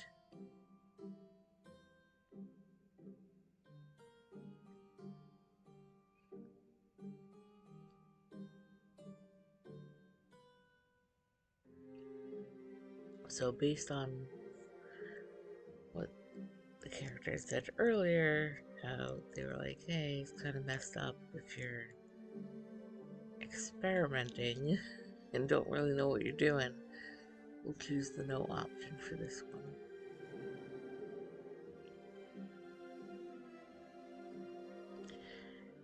He gives me a side glance, his face as unreadable as before. Well, it isn't their fault they're this way. If there was a way to cure them without hurting them, then... No, they don't deserve it. It isn't their fault. If she wants to find a way to help with Thorn, she should do it without hurting any of them. His hand tightens around my wrist momentarily, then loosens again. Gives a nod with a small grunt. But she does hurt them. She is dangerous. We will stay away from her. He's right. She's dangerous. She was looking for him too. To experiment on him. I frown at the thought, not wanting harm to come to my companion. Why do you care about the others? All I've seen you do is fight with them. Without you, they listen to me. Oh. If I wasn't here, he wouldn't have to fight them? Are they like a family? Do they get along? I furrow my brows. Every time I learn something about the thorn, I get more confused. His hand presses into my wrist and he gently tugs at my arm. I must have stopped moving. I quicken my pace for a moment and before I fall back into the rhythm we had previously. So we have to stay away from Anna and the others. It's almost like you're trying to keep me to yourself. I let out a small laugh, trying to lighten the mood. I am. His response catches me off guard. I hadn't realized he was capable of joking. Funny. He glances at me, face straight as ever. That was a joke, right? He hasn't answered. Was it not a joke? Silence. Then the monster stops, tenses. I almost walk into him. A low growl escapes him as his head whips to the left. My eyes scan the area around us, but I don't see anything. What? He releases my wrist and turns. At the same time, I begin to hear a rustling. Like something is running towards us. I go cold. The growling from the monster in front of me grows louder. Another monster flies out of the bushes, running straight for me, but it stops short at the sight of the alpha that stands guard. A smaller growl comes from the monster and it begins to pace. It looks almost like me, like the other fallow that live in my village, normal. Its eyes are red, its limbs lanky, and its antlers twist around each other. But otherwise, the smaller monster walks over to the larger one, staring him in the eye. The alpha stands straight. He's so tall, it feels as if his antlers could block out the sun. I take a step back, fear coursing through my veins. At my movement, the smaller monster's head whips towards me. A perverse, almost smile painted across its face. It dives towards me. But it doesn't get close enough to accomplish its goal. A large hand swings out from beside it, sending the smaller monster flying into a nearby tree. It slams into the bark with a sickening bang, and as it lands on the ground it shudders, then tries to stand. It gives us a glare, a snarl, and then it hobbles off, limping.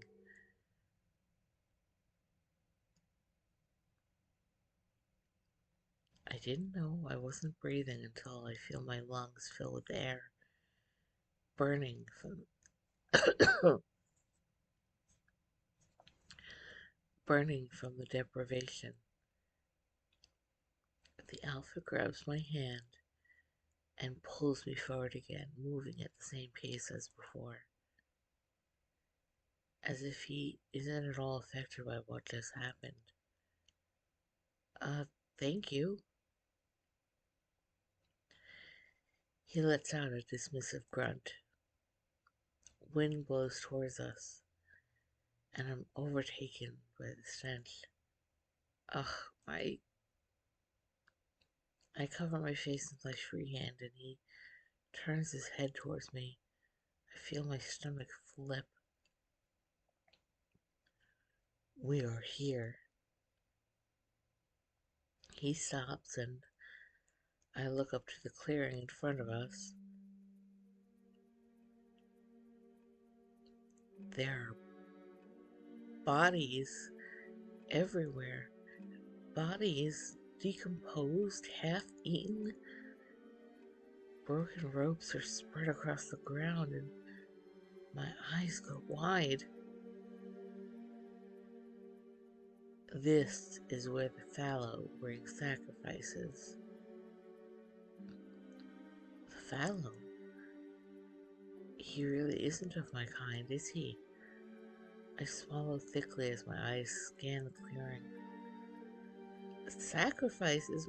My people don't. You do not know? The tone of his voice drops even lower. His green eyes scan the clearing, and I see his body shake, but he stops and looks back at me after a moment. The fallow bring half-twisted here. Most do not live longer than a night. My body goes cold. What about those that do live? They become us. Does that mean every monster came from my village? A village somewhere? What about you? He turns, not answering my question. I find my mind racing, eyes darting between the bodies and the alpha.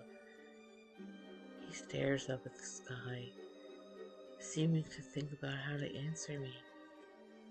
Finally, he grunts. My memory fades every day.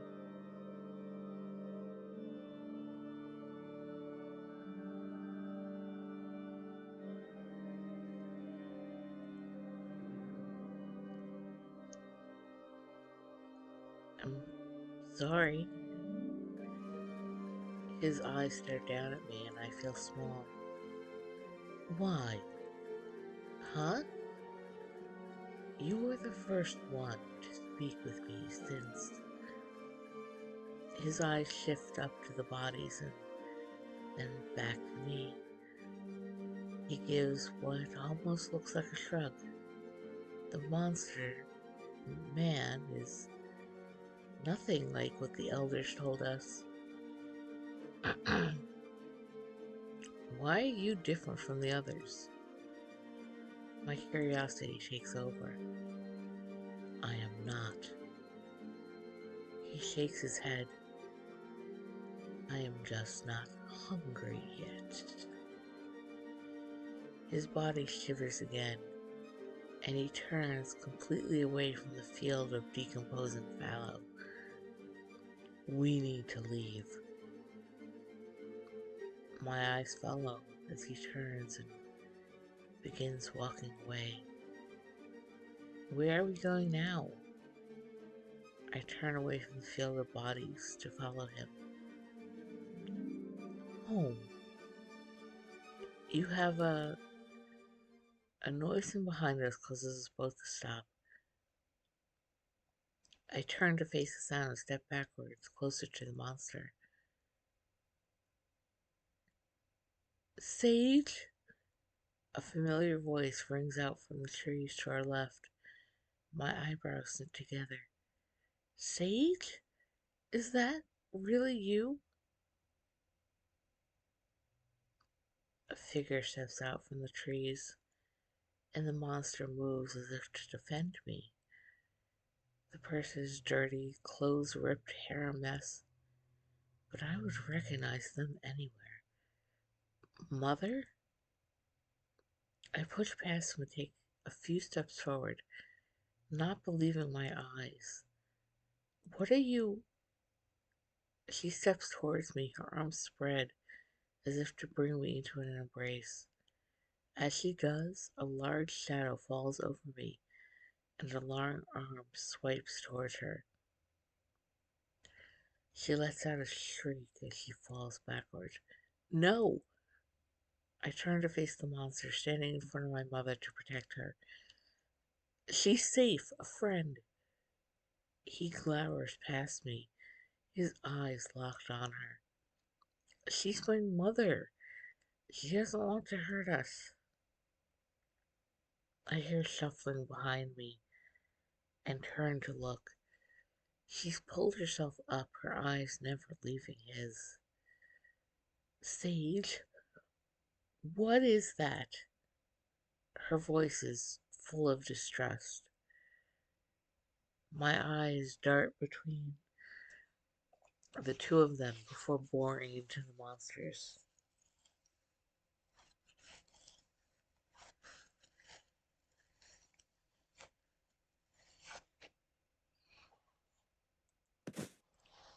Finally, he crouches down, the backs of his hands laying on the floor. He moves his eyes to the ground, then back up to meet my own, as if to tell me he'll be good. I turn back to my mother and step toward her, ready to bring her into a hug. She stays frozen in place, her eyes locked on the monster behind me. It's okay, he's a friend. I wrap my arms around her shoulders. She's tense, but slowly melts into the embrace. She returns the hug and buries her head into my neck. I was sure you were dead. Her voice cracks as she speaks, and I can only hug her tighter. As I do, she winces. Are you okay? I let go, my hands resting on her shoulders. I finally get a good look at her face. Dirty, covered in something dark red. Blood? What happened? She sniffles, her tears cutting through the dirt. I'm just so happy you're okay. She brings me into the hug again. Mother, what happened?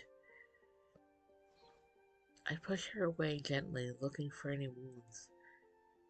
She brings a hand up and runs it across my cheek. You don't need to worry about it, okay? Mother, as her hand moves away from my face, I grab her wrist. Her fingers are caked in blood and dirt. I take a closer look, and even through the grime, I can see that she's paler than usual. It's just a small wound. Don't worry.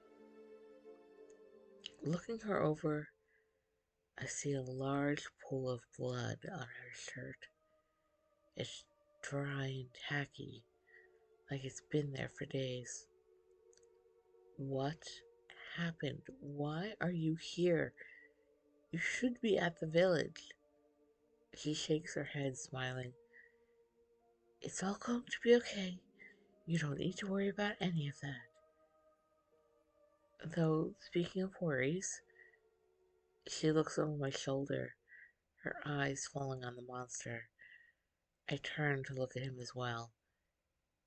He's holding a small twig in his hand, carefully trying to pluck the leaves off of it, though his nails rip through them before he can pull them off. He looks almost sad when the leaf rips. Well, he's the only reason I'm still alive. I give my mother a reassuring smile. Is that so? She stepped towards the monster, seeming more relaxed than before. Thank you for taking care of my sage. She stretches out one hand towards him, the other clutching her wound. The alpha stares at her, then looks to her hand. He tilts his head to the side and slowly mimics her, stretching his hand towards hers. Mother seems to realize he doesn't know what she wants. She gently grabs his hand in hers and gives it a squeeze. Then she drops it and reaches towards his head, patting down his hair with a gentle smile. He merely watches her, his green eyes staring into her brown ones. We need to clean your wound, come on. I step forward and grab her hand, then pull her away from the field of bodies. Sage, you need not worry about me, I'll be okay. Well, it doesn't look that way. I continue to pull her forward, moving at a gentle pace. The monster stands and lumbers behind us. Mother's eyes flick between looking where we're going and watching the alpha. It's okay. I reassure her, then stop at a nearby tree. Here, let's sit here.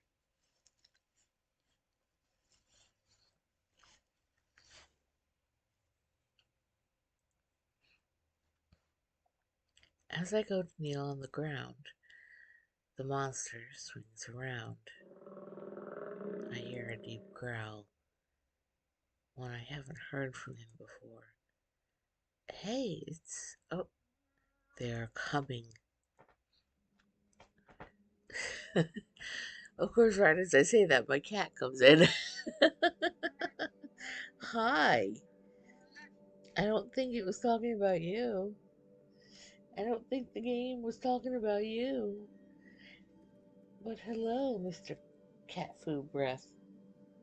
Yeah, you smell like cat food. I have watery eyes with eyelashes coming off into them. Uh, being a good boy? Huh? You gonna join me?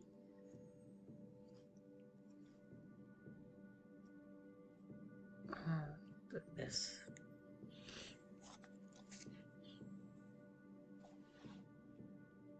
I gotta go find my eye meds tonight.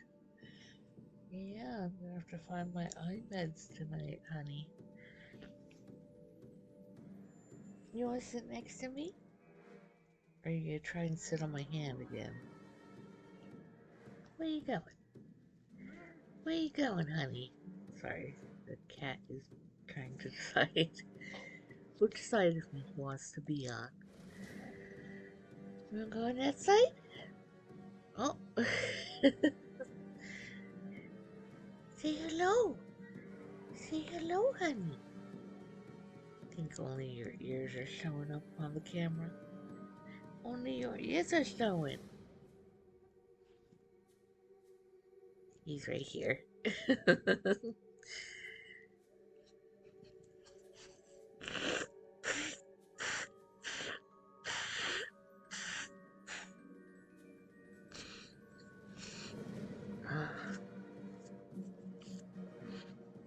Can I pick?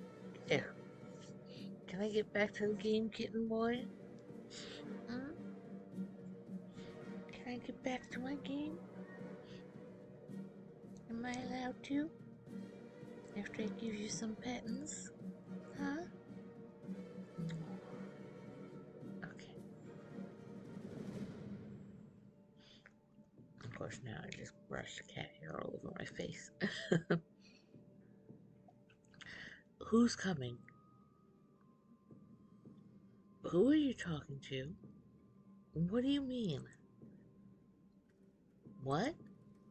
I turned to face her, confused. Can you not hear him? Hear who? The monster? She looks as surprised as I feel. It talks to you? Then I hear them. Footsteps, coming fast, they're running. Sounds like many. More than one monster. I pull my mother behind me, as if I could do anything to protect her. The monster crouches low, his arms spread wide as he stands in front of us.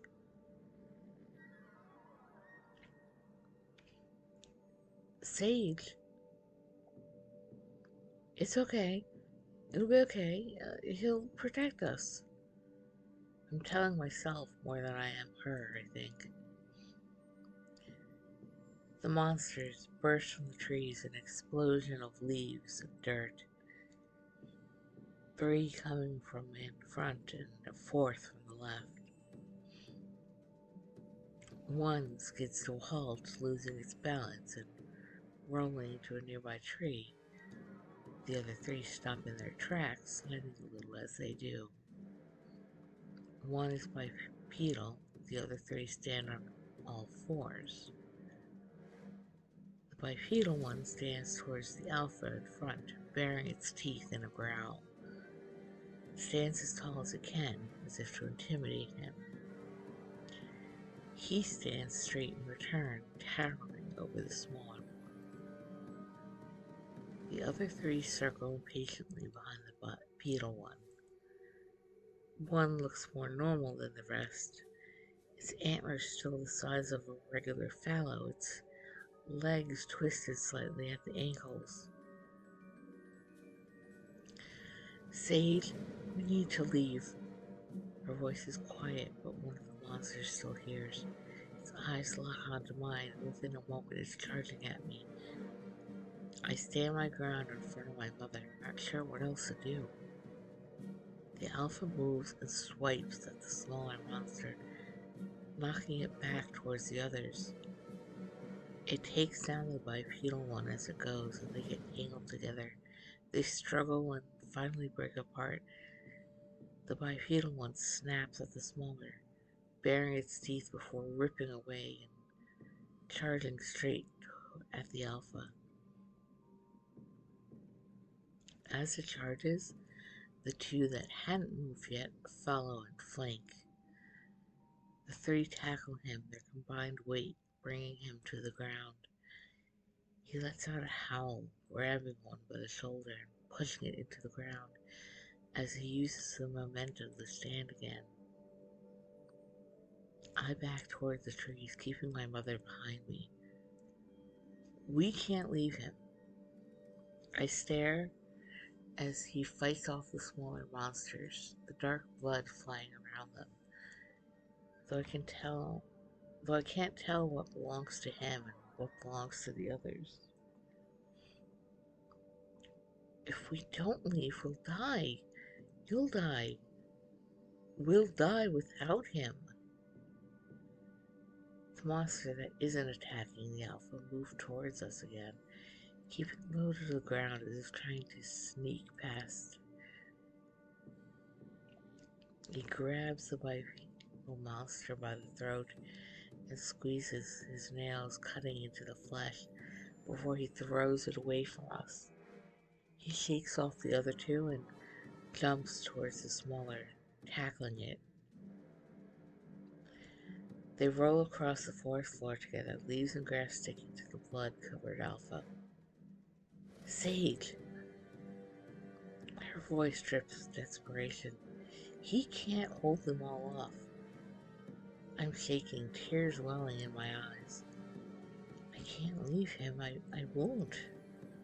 The four monsters attack the Alpha. He's barely fending them off. I have to help him, but there's nothing I can do. Then I feel my mother pass by me. I reach out to grab her arm, but I miss and stumble forward. Mother? Monster! She shouts. Take Sage, get them out of here. The Alpha rolls, taking two of the monsters off him. He grabs the other two and slams their heads together before dropping them. They stand quick, shaking their heads and snarling. Then the Alpha backs towards Mother and I. What are you? I stand and rush towards Mother, but the Alpha turns and grabs me before I can reach her. She reaches towards her wound, ripping her shirt up and causing it to bleed again. Her eyes lock onto mine, and she smiles. You need to live, Sage. I love you.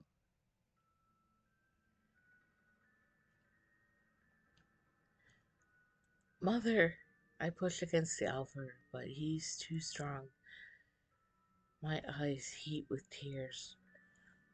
I bury my face into the Alpha's bloody, matted hair.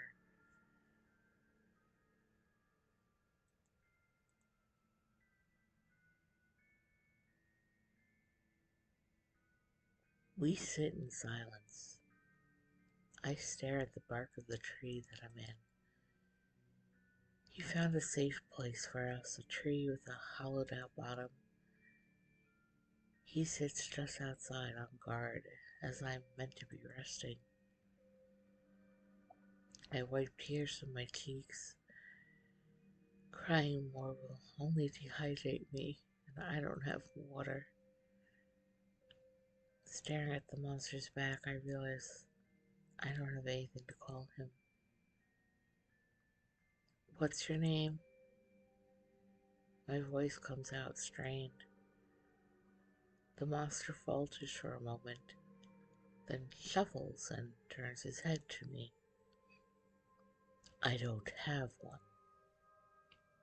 You don't? My eyes scan his hulking figure again, realizing most of his size is due to the mutated, twisted antlers that adorn his body. Then I'll call you Twist. He looks down to the ground before turning back to face away from me. When he speaks, his voice is quiet. I have not had a name in a long time. I hope you don't mind, Twist. He merely grunts in response. I let out a small yawn, exhausted from the day and the tears. I'll be going to sleep now. You should get some rest too. Another grunt. Good night.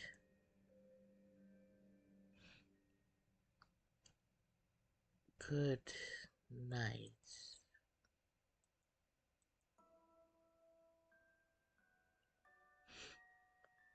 I feel cold again. It's familiar. My eyes open, and as I expected, I'm surrounded by the starscape once more. I'm here. Looking around, I'm alone this time. I wonder if he's here too.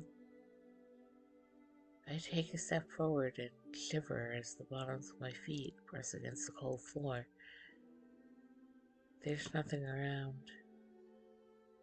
I spin in a circle, hoping to catch sight of something, anything, but still there's nothing. I sigh, and a puff of smoke drifts past my vision.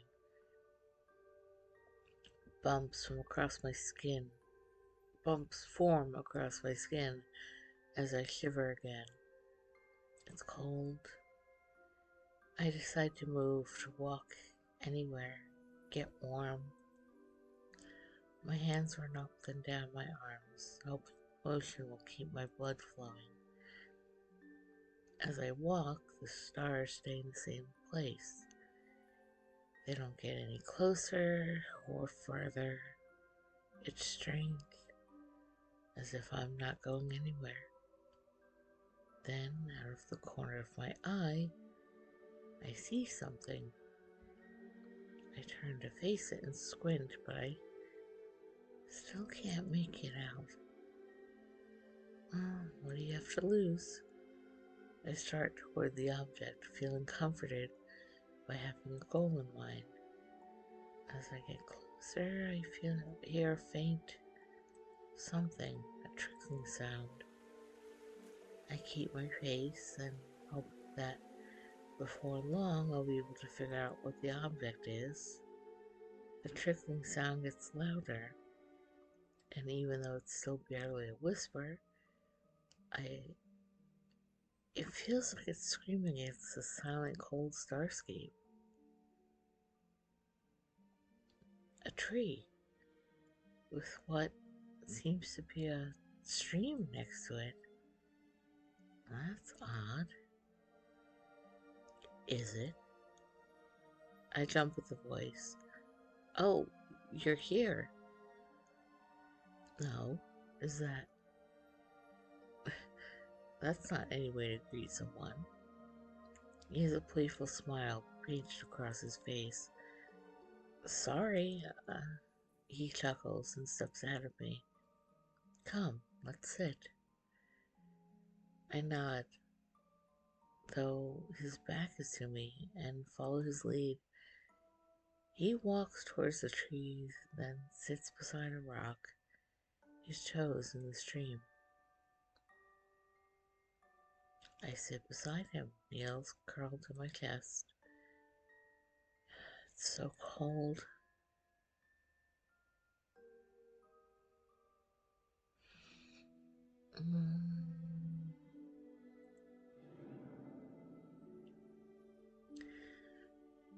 I didn't realize there was anything here, aside from you and the stars. His head tilts towards the sky and almost smile never leaving his face. There isn't, usually. You were changing things. His head tilts back down and he turns to face me, and even though his eyes meet mine, I can barely make them out. Can't help but let out a small laugh. Well, this is my dream. Of course I'm changing things. He lets out a bemused hum. We sit in silence, the only sound being the trickling of the river. Though it seems more like a creek now that I'm near. The water flows through small stones, pushing past blades of grass and through reeds. Seems oddly familiar. Oh, this creek, it's just like the one that ran through my village.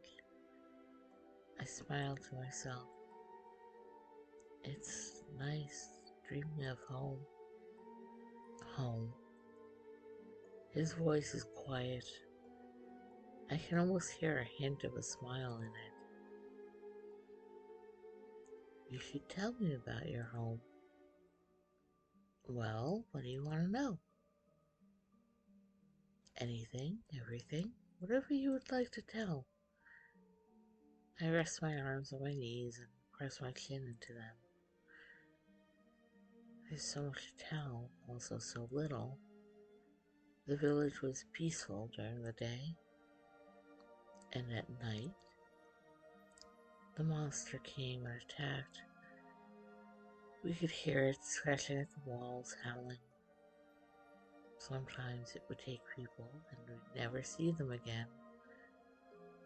The nights that the monster never came were my favorite. On those nights, you could hear the creek trickling peacefully, the night bugs singing their songs, the wind blowing through our roof. I smiled to myself, watching the water flow. Then, in the morning, we'd have breakfast together. I'd fetch Mother and some water. I'd fetch Mother and I some water from the well, and she would help me wash my hair, and I would help her in return. The well.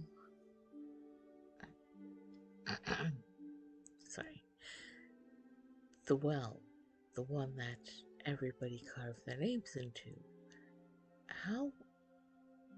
How did you know that? I'm shocked. He's right. His almost smile drops for the first time, and he looks just as confused. I don't know. I can just sense it, feel it. I remember it. I carved my name into it too, with somebody dear to me.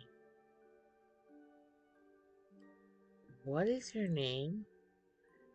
He stares face blank, then frowns and shakes his head, his shaggy hair brushing against his forehead. I can't remember. I stare, squinting at his face, trying to make out details. If he's from my village, I should know him. If I could only just see his...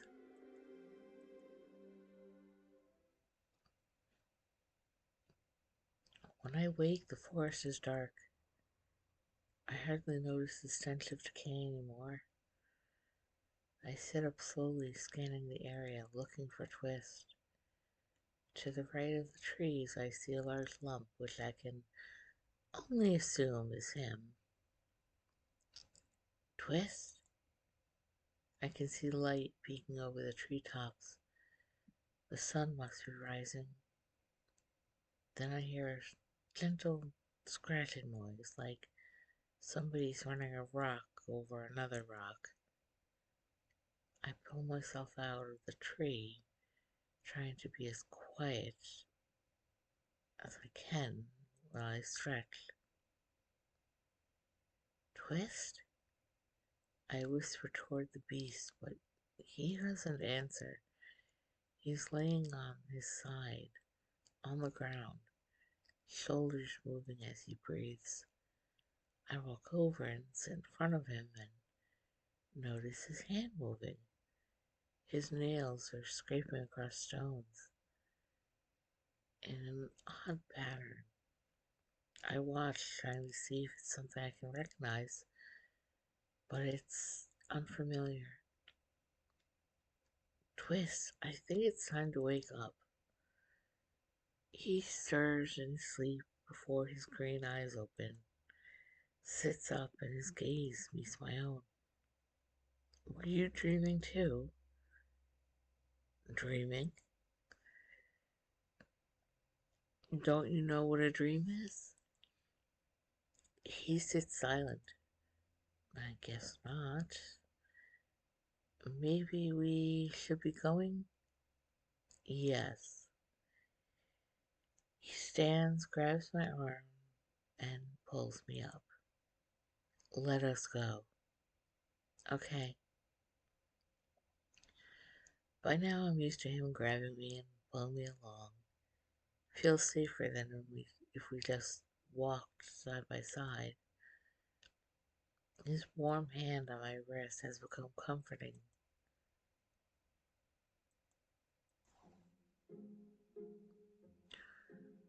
We've walked for at least a few hours. Twist has fallen silent, more than usual. Where are... He lets out a growl. Almost sounds as if he's shushing me. We walk a few more steps, my feet aching from having to step over stones and branches. A little further and my feet give out. I tumble to the forest floor, landing on my knees with a soft grunt. Twist stops, halted by my fall, as he's still holding my wrist. He turns to look at me, his face shadowed over by lack of light. A chill runs down my spine.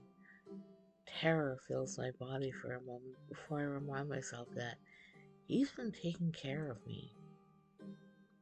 Sorry, my feet hurt. I feel like a young child whining about being sore after a day of work. Twist lets go of my wrist and crouches down to my level. I expect him to speak, but he merely begins playing with the pebbles. He picks up a pebble, then drops it on top of another one. Picks up the pebble he just dropped, and lines it up and drops it onto another. It almost reminds me of a game I used to play with him. I watched him curiously, wondering where he came up with this small habit, then began to massage my sore and tired calves. He stops playing with the pebbles and watches me, a curious glint in his eyes. Don't you get sore? I am used to the forest. That's not what I asked. His eyes bore into mine. I shake my head and let out a tired laugh. Continuing to question him feels pointless. A bath would be nice. Looking up at the dusty sky, I realize I've lost track of how long I've been away from the village. Bath? His head tilts like a confused child. Yeah, that would be nice. What is a bath? Well, that makes sense. He's filthy. A bath is when you clean yourself with water and soap. Soap? His eyes bore into me. Soap, it's made out of animal fat and sounds tasty. No, it... I chuckle. It makes you clean.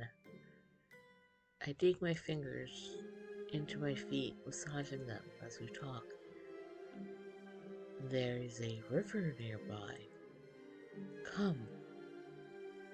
He stands towering over me as I slowly follow.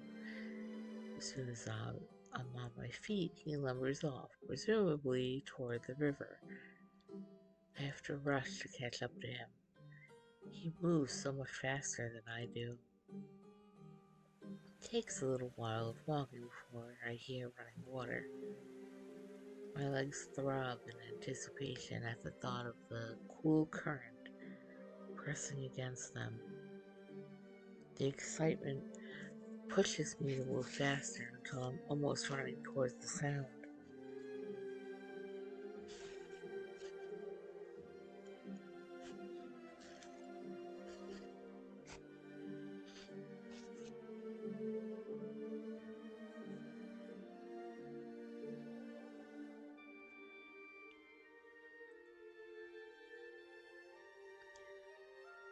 Twist doesn't seem to struggle to keep up with me, his massive size helping his pace. Breaking through a line of trees, a beautiful clear river greets me. The grass surrounding it is greener than any I've seen since leaving home. The river shines in the sunlight, the small waves calling me over, inviting me to dive into it. My hand moves to my shirt, but I stop, remembering my companion. Um, his green eyes stare at me. His face shows nothing. Could you give me some privacy? His head tilts as if he didn't understand the question, but before I have to repeat myself, he's turning away. He moves to face a tree, looking oddly like a child who's been put in time out. I smile softly at the thought before grabbing my soap, quickly undressing and slipping into the cool waves of the slowly flowing stream. A sigh escapes me as my muscles instantly relax, and for the first time, since not back, I feel calm. The water around me shifts with the splash, and I spin around, arms moving to cover myself. What are you? Twist sits in the water in front of me, head tilted toward the sky. Bath. I'm a bath. Bathing. I shake my head, flustered. He tilts his back.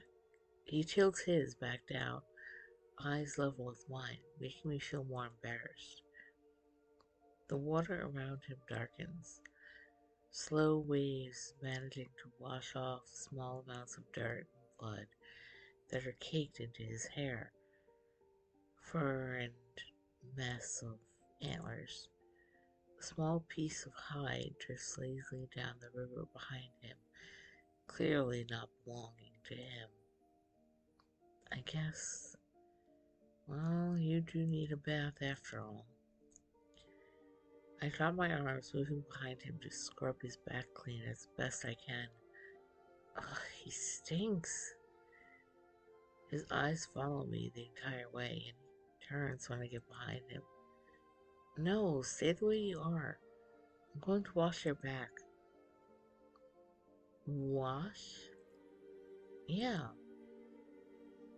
I take my arms and submerge them in the water, then scrub my hands over them. Like that. He nods slowly, seeming to understand as he copies my actions. If you wash your front, I can wash your back, okay? He doesn't answer, but he continues to scrub his arms, water turning dark as it fills with his filth. I move to stand behind him, and this time he stays put.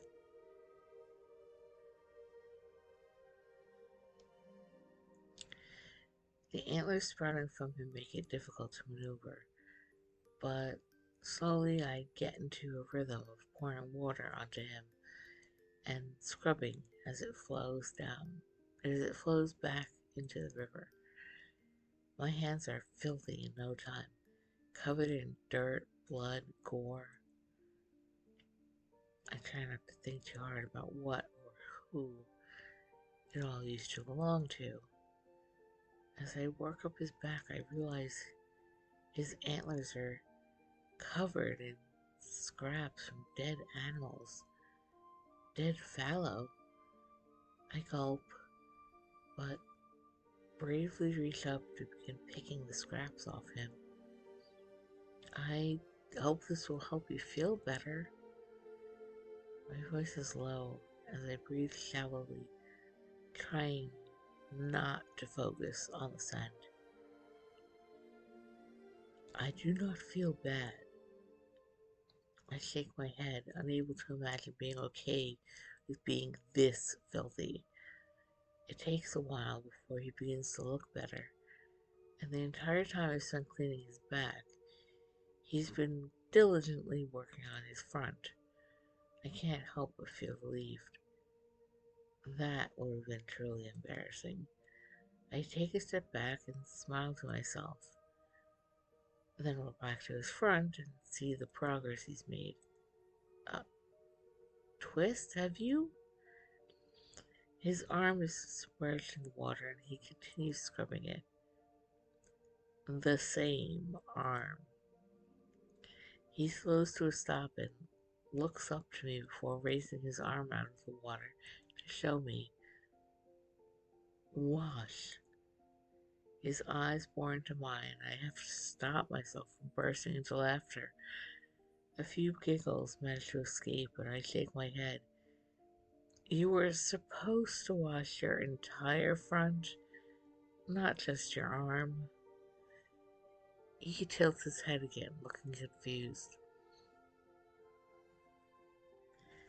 It's okay. It's still better than nothing.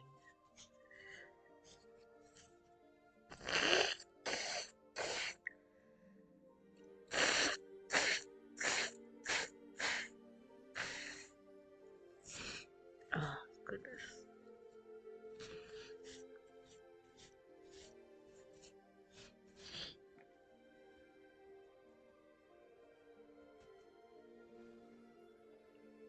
But I really need to wash myself now. I stare down at my hands, arms, stomach, thighs. I'm coated in dirt and gore. He gives me a slow nod. I turn away to give myself some privacy as I start with my legs. Cool water, lack of stench relaxes me all over again, and I sigh contentedly. Twist, do you remember? I let out a screech as I feel water drench my entire back. I turn my head, shocked, as I feel Twist's large, rough hands on my skin. What are you doing? I take a step forward to move away, but his arms don't even struggle to continue rubbing my back. Wash. I pause at the reply, giving the monster behind me a shocked look. This is what we've been so afraid of? Uh, thank you, Twist. He nods his head, dumping another large handful of water down my body.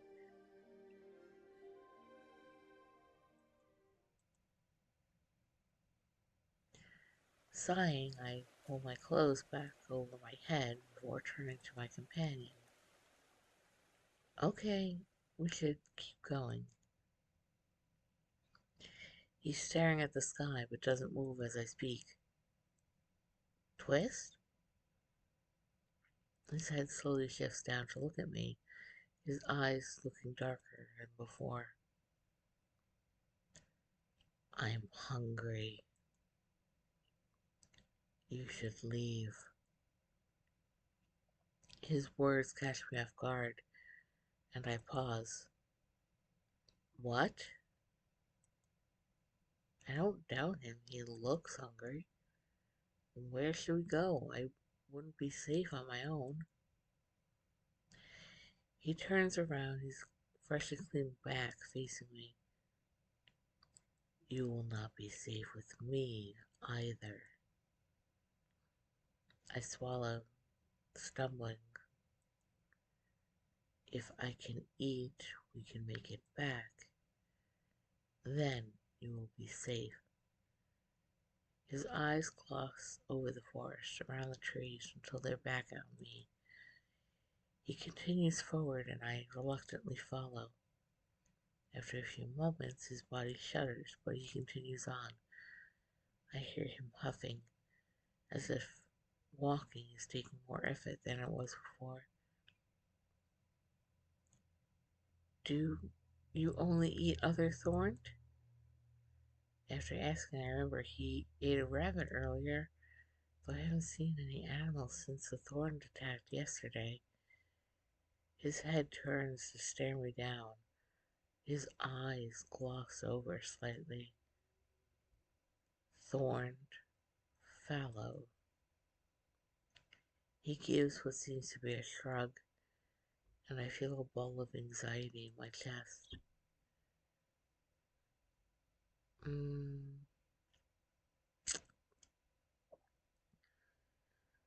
let's see.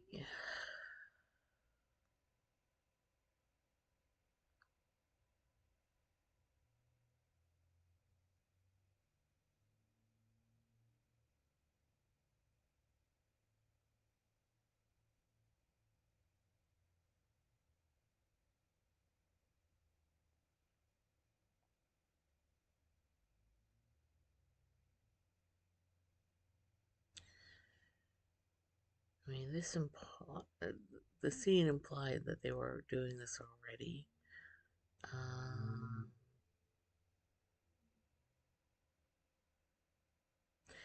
let's try and save our strength this time and say go to the corpses. Couldn't you pick off the corpses? My shift back to where we were earlier, the clearing. There's no doubt he could get there quick enough. I've been slowing us down.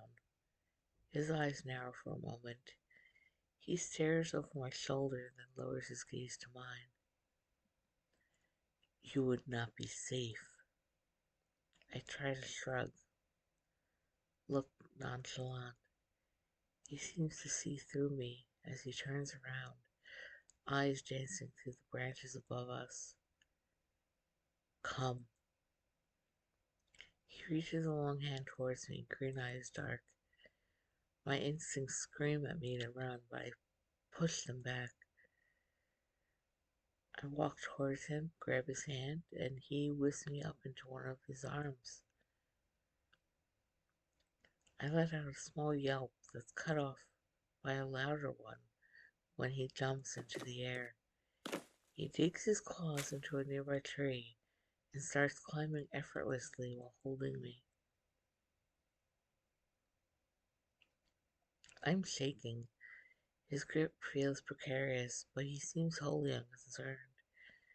It's only a second before he puts me down on a thick branch, high off the ground. I cling to the tree trunk, pressing my face to the bark and sucking in a breath. You will be safe here. I try my best to keep my eyes level, not looking down. I will be quick. And then he's gone. I can see him running through the trees, looking like this is exactly where he belongs. Before long, he's disappeared from my vision. I'm alone, for the first time in what feels like forever. Trying to think back to my village, the memories are blurry, as if they happened years ago. The air this high is fresher. I take a deep breath. There's no stench of mildew, no stench of death, of decay. It's clean, fresh air. My, my lungs yell out for more, and I take another deep breath in. It's almost peaceful if I forget that I'm sitting high in a tree alone in a forest that's filled with monsters that would like to eat me. I close my eyes, taking a moment of silence, but just as I begin to relax, I hear an odd noise from below me. It takes me a moment to build up courage to look down, hoping more than anything that Twist has already returned. He hasn't. A group of thorns are frantically circling the bottom of the tree. One has curled claws buried deep in the bark, and when I stare a second too long, its head snaps up and its yellow eyes burrow into mine. Two are on all fours. one bipedal. I begin shaking. These are the ones that they have to be. Tears sting my eyes. I draw my legs up on the branch and take a breath. They can't reach me. I'll be fine. I repeat that thought in my head over and over, pushing the thought of mother out of my head. That is, until the thorn, with its claws in the tree, starts climbing. A grin splits its face in half, saliva dripping from the corners of its too wide mouth. It's hard to breathe. Twist left me up here to die. I'm going to die. The other two seem to dance around the tree, staying on the ground, waiting. I watched my death approach. Closer, closer.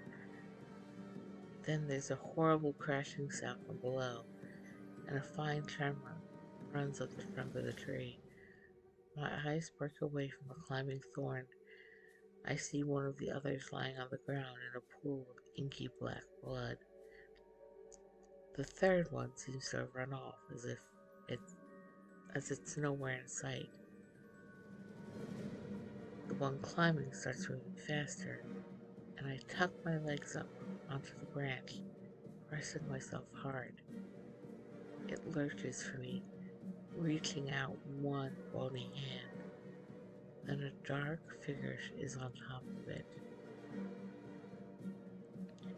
Twist grabs the head of the final beast and squeezes so hard, blood and bone spews through his fingers with a sickening crunch. The body falls. He jumps down after the dead, bleeding corpse.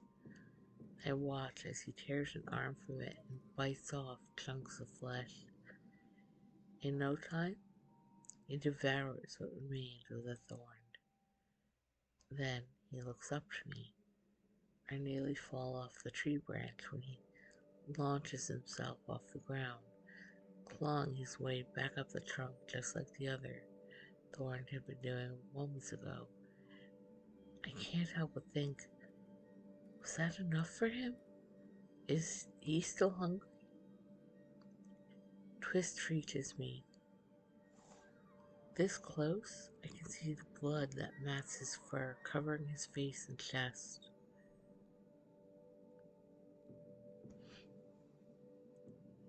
For a moment, I dread having to bathe him again. He squats on the thickest part of the branch, and I shift away to give him room. Twist? I am not hungry anymore. He looks me over and then reaches out and prods at my arm. I quickly clutch it to my chest. I should not have left you here. I'm okay. That seems to satisfy him. Without warning, he grabs me and pulls me against him. I push out a hand to stop my head from colliding with the dark fluid staining his chest, and the next thing I feel is us falling through the air. We land a second later. Let us leave.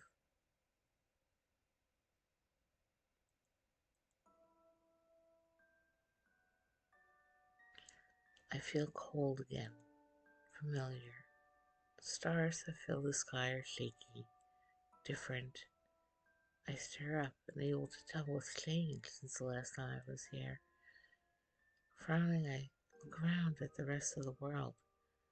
Nothing is usual, but at the same time, something is different.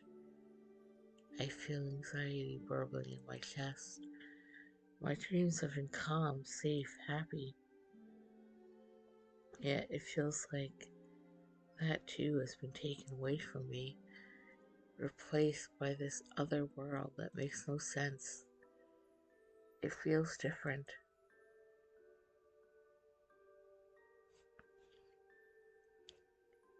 You came back. I jump and turn to face the man. Everything about him is a blur. What did he even say?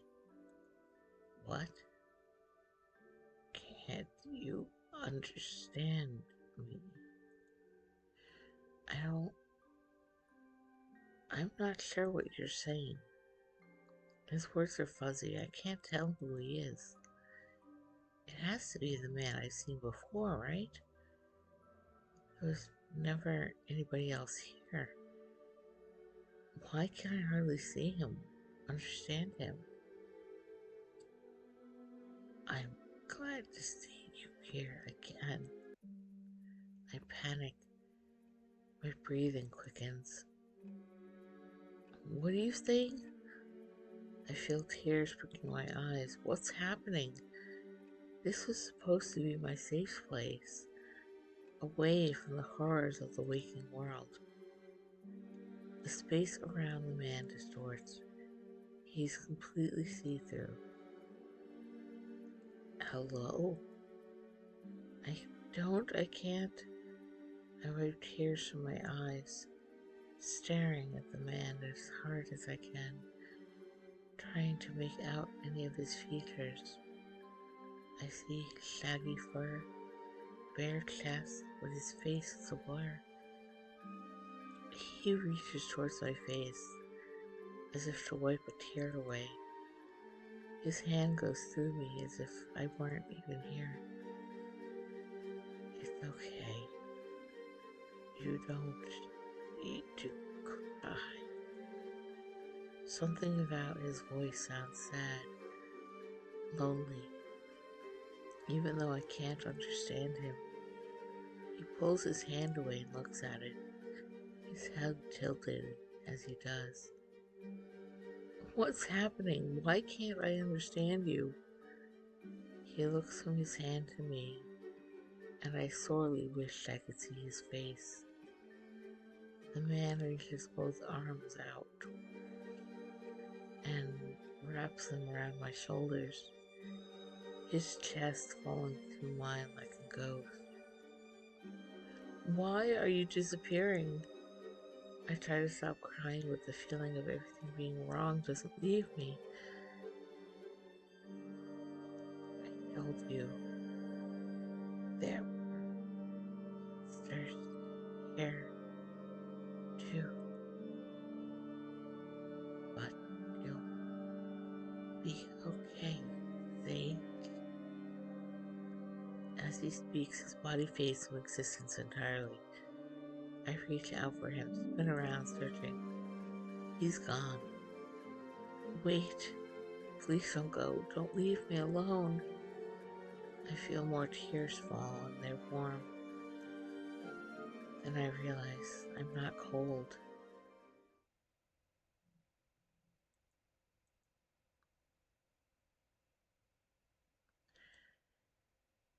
Pain rings through my feet as I step further through the woods, following the beast that never seems to falter.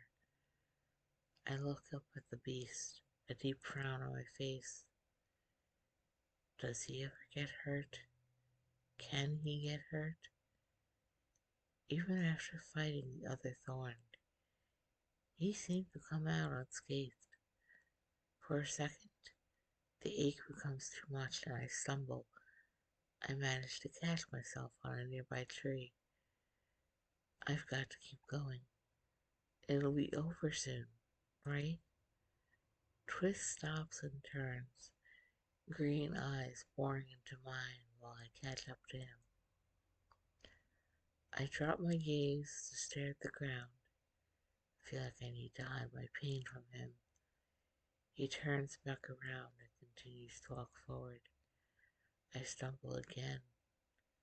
My foot catches on a rock, and despite myself, a whimper escapes me. He stops once more, staring at me again. I'm just slowing us down. I need to say something. Twist, I need a break. Break? My feet hurt too much. He nods slowly as if he never thought of that. He probably hadn't. I will carry you. What? We have to keep moving. They will keep coming to eat you. A bead of cold sweat rolls down my back at his words. He's right. Okay then. I step slowly toward him, not sure how exactly he's planning on carrying me.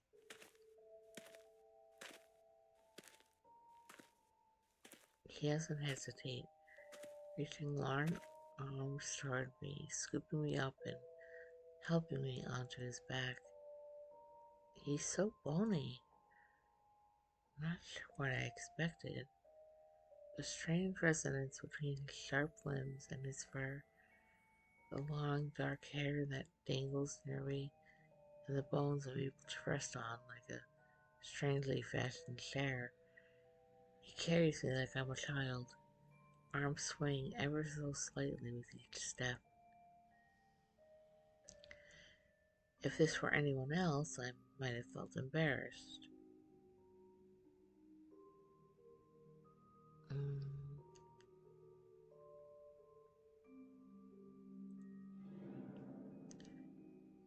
are we close? Yes.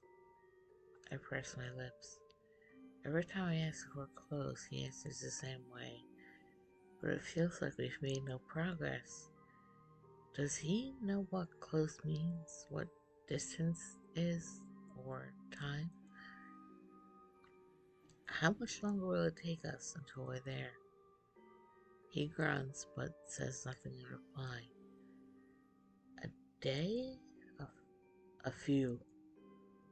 I pout. That isn't close. What is close? It takes everything to not sigh in exasperation. Like, I don't know, a half day? Few hours? We are not close. Yeah, I gathered that. For a time, I get lost in my own thoughts, letting my head rest against his and closing my eyes. Something about this beast, Twist, is oddly comforting. I feel so relaxed, and yet, just a few moons ago, I was terrified of what lurked beyond the wall. I guess I still am, but not of him. I feel us moving downhill. When I study our surroundings, I see we're moving into a cave.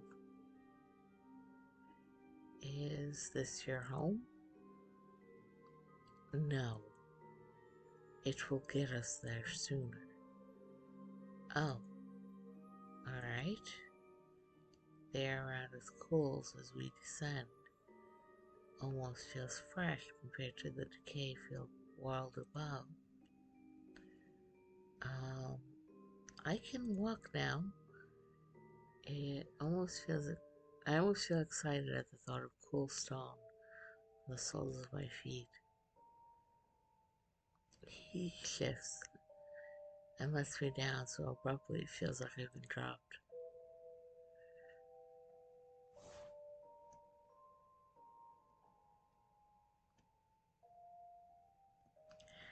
Once I get my bearings, I can't help but sigh.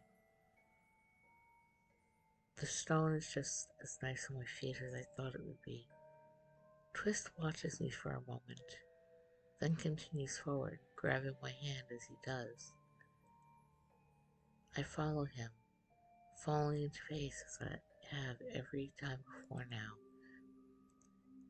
The cave is dark and damp, chillier than the forest. A shiver runs through me, goosebumps rising on my arms. My nose graciously welcomes the musty smell. A breeze runs through the temple coming from the direction we're headed in. It must open to the outside world again soon, if wind is traveling through. Twist turns his head, looking at me. He seems to study me for a second, intense focus on in his eyes. Then he turns forward again. I give a small smile, happy that he'd check on me like that. If that was what he was doing, you turn a corner and my suspicions are correct. The tunnel opens into a large cabin. Through the ceiling has caved in, crushing the village that seemed to have been built underground. Houses and other buildings are crushed into large stones, leaving only a perimeter of dilapidated structures. I pause, eyes searching through the area. Are these the ruins Anna was talking about? Alright,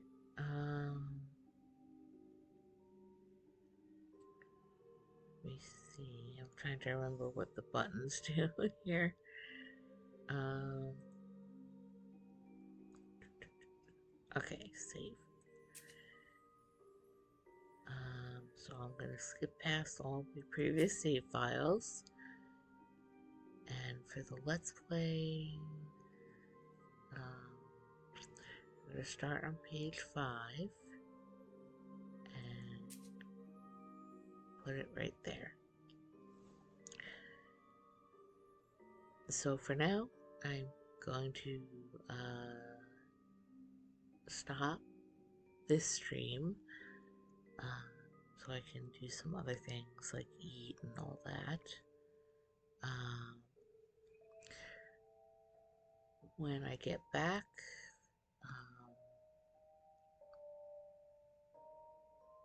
later, I will be doing some more Dead Cells. So for now, again, I will be stopping the stream of this visual novel.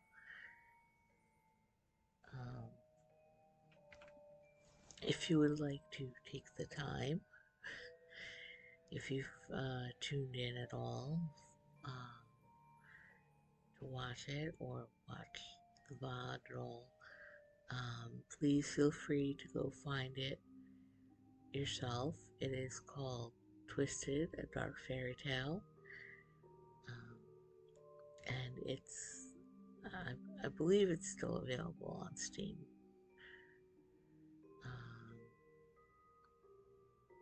I can't recall if it's on itch.io as well or on any other sites. But again, feel free to get it and play it yourself.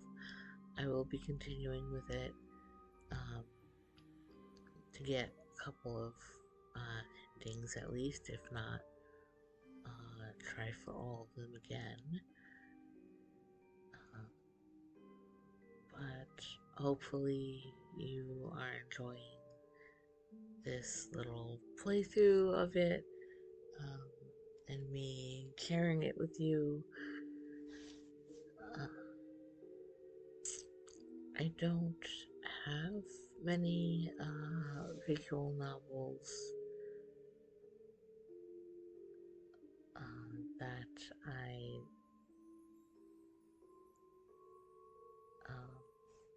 can think of that I want to or I'm able to share currently, but this is definitely one of the ones that was at the or in the list of games that I wanted to show to others. So again, I will be stopping here. I will be back later with Dead Cells if you're interested in tuning in for that. So I'll say bye for now, and yeah, I'll say bye for my cat as well, who has gone off and is probably somewhere sleeping because I don't hear him causing mischief. So, see you for now.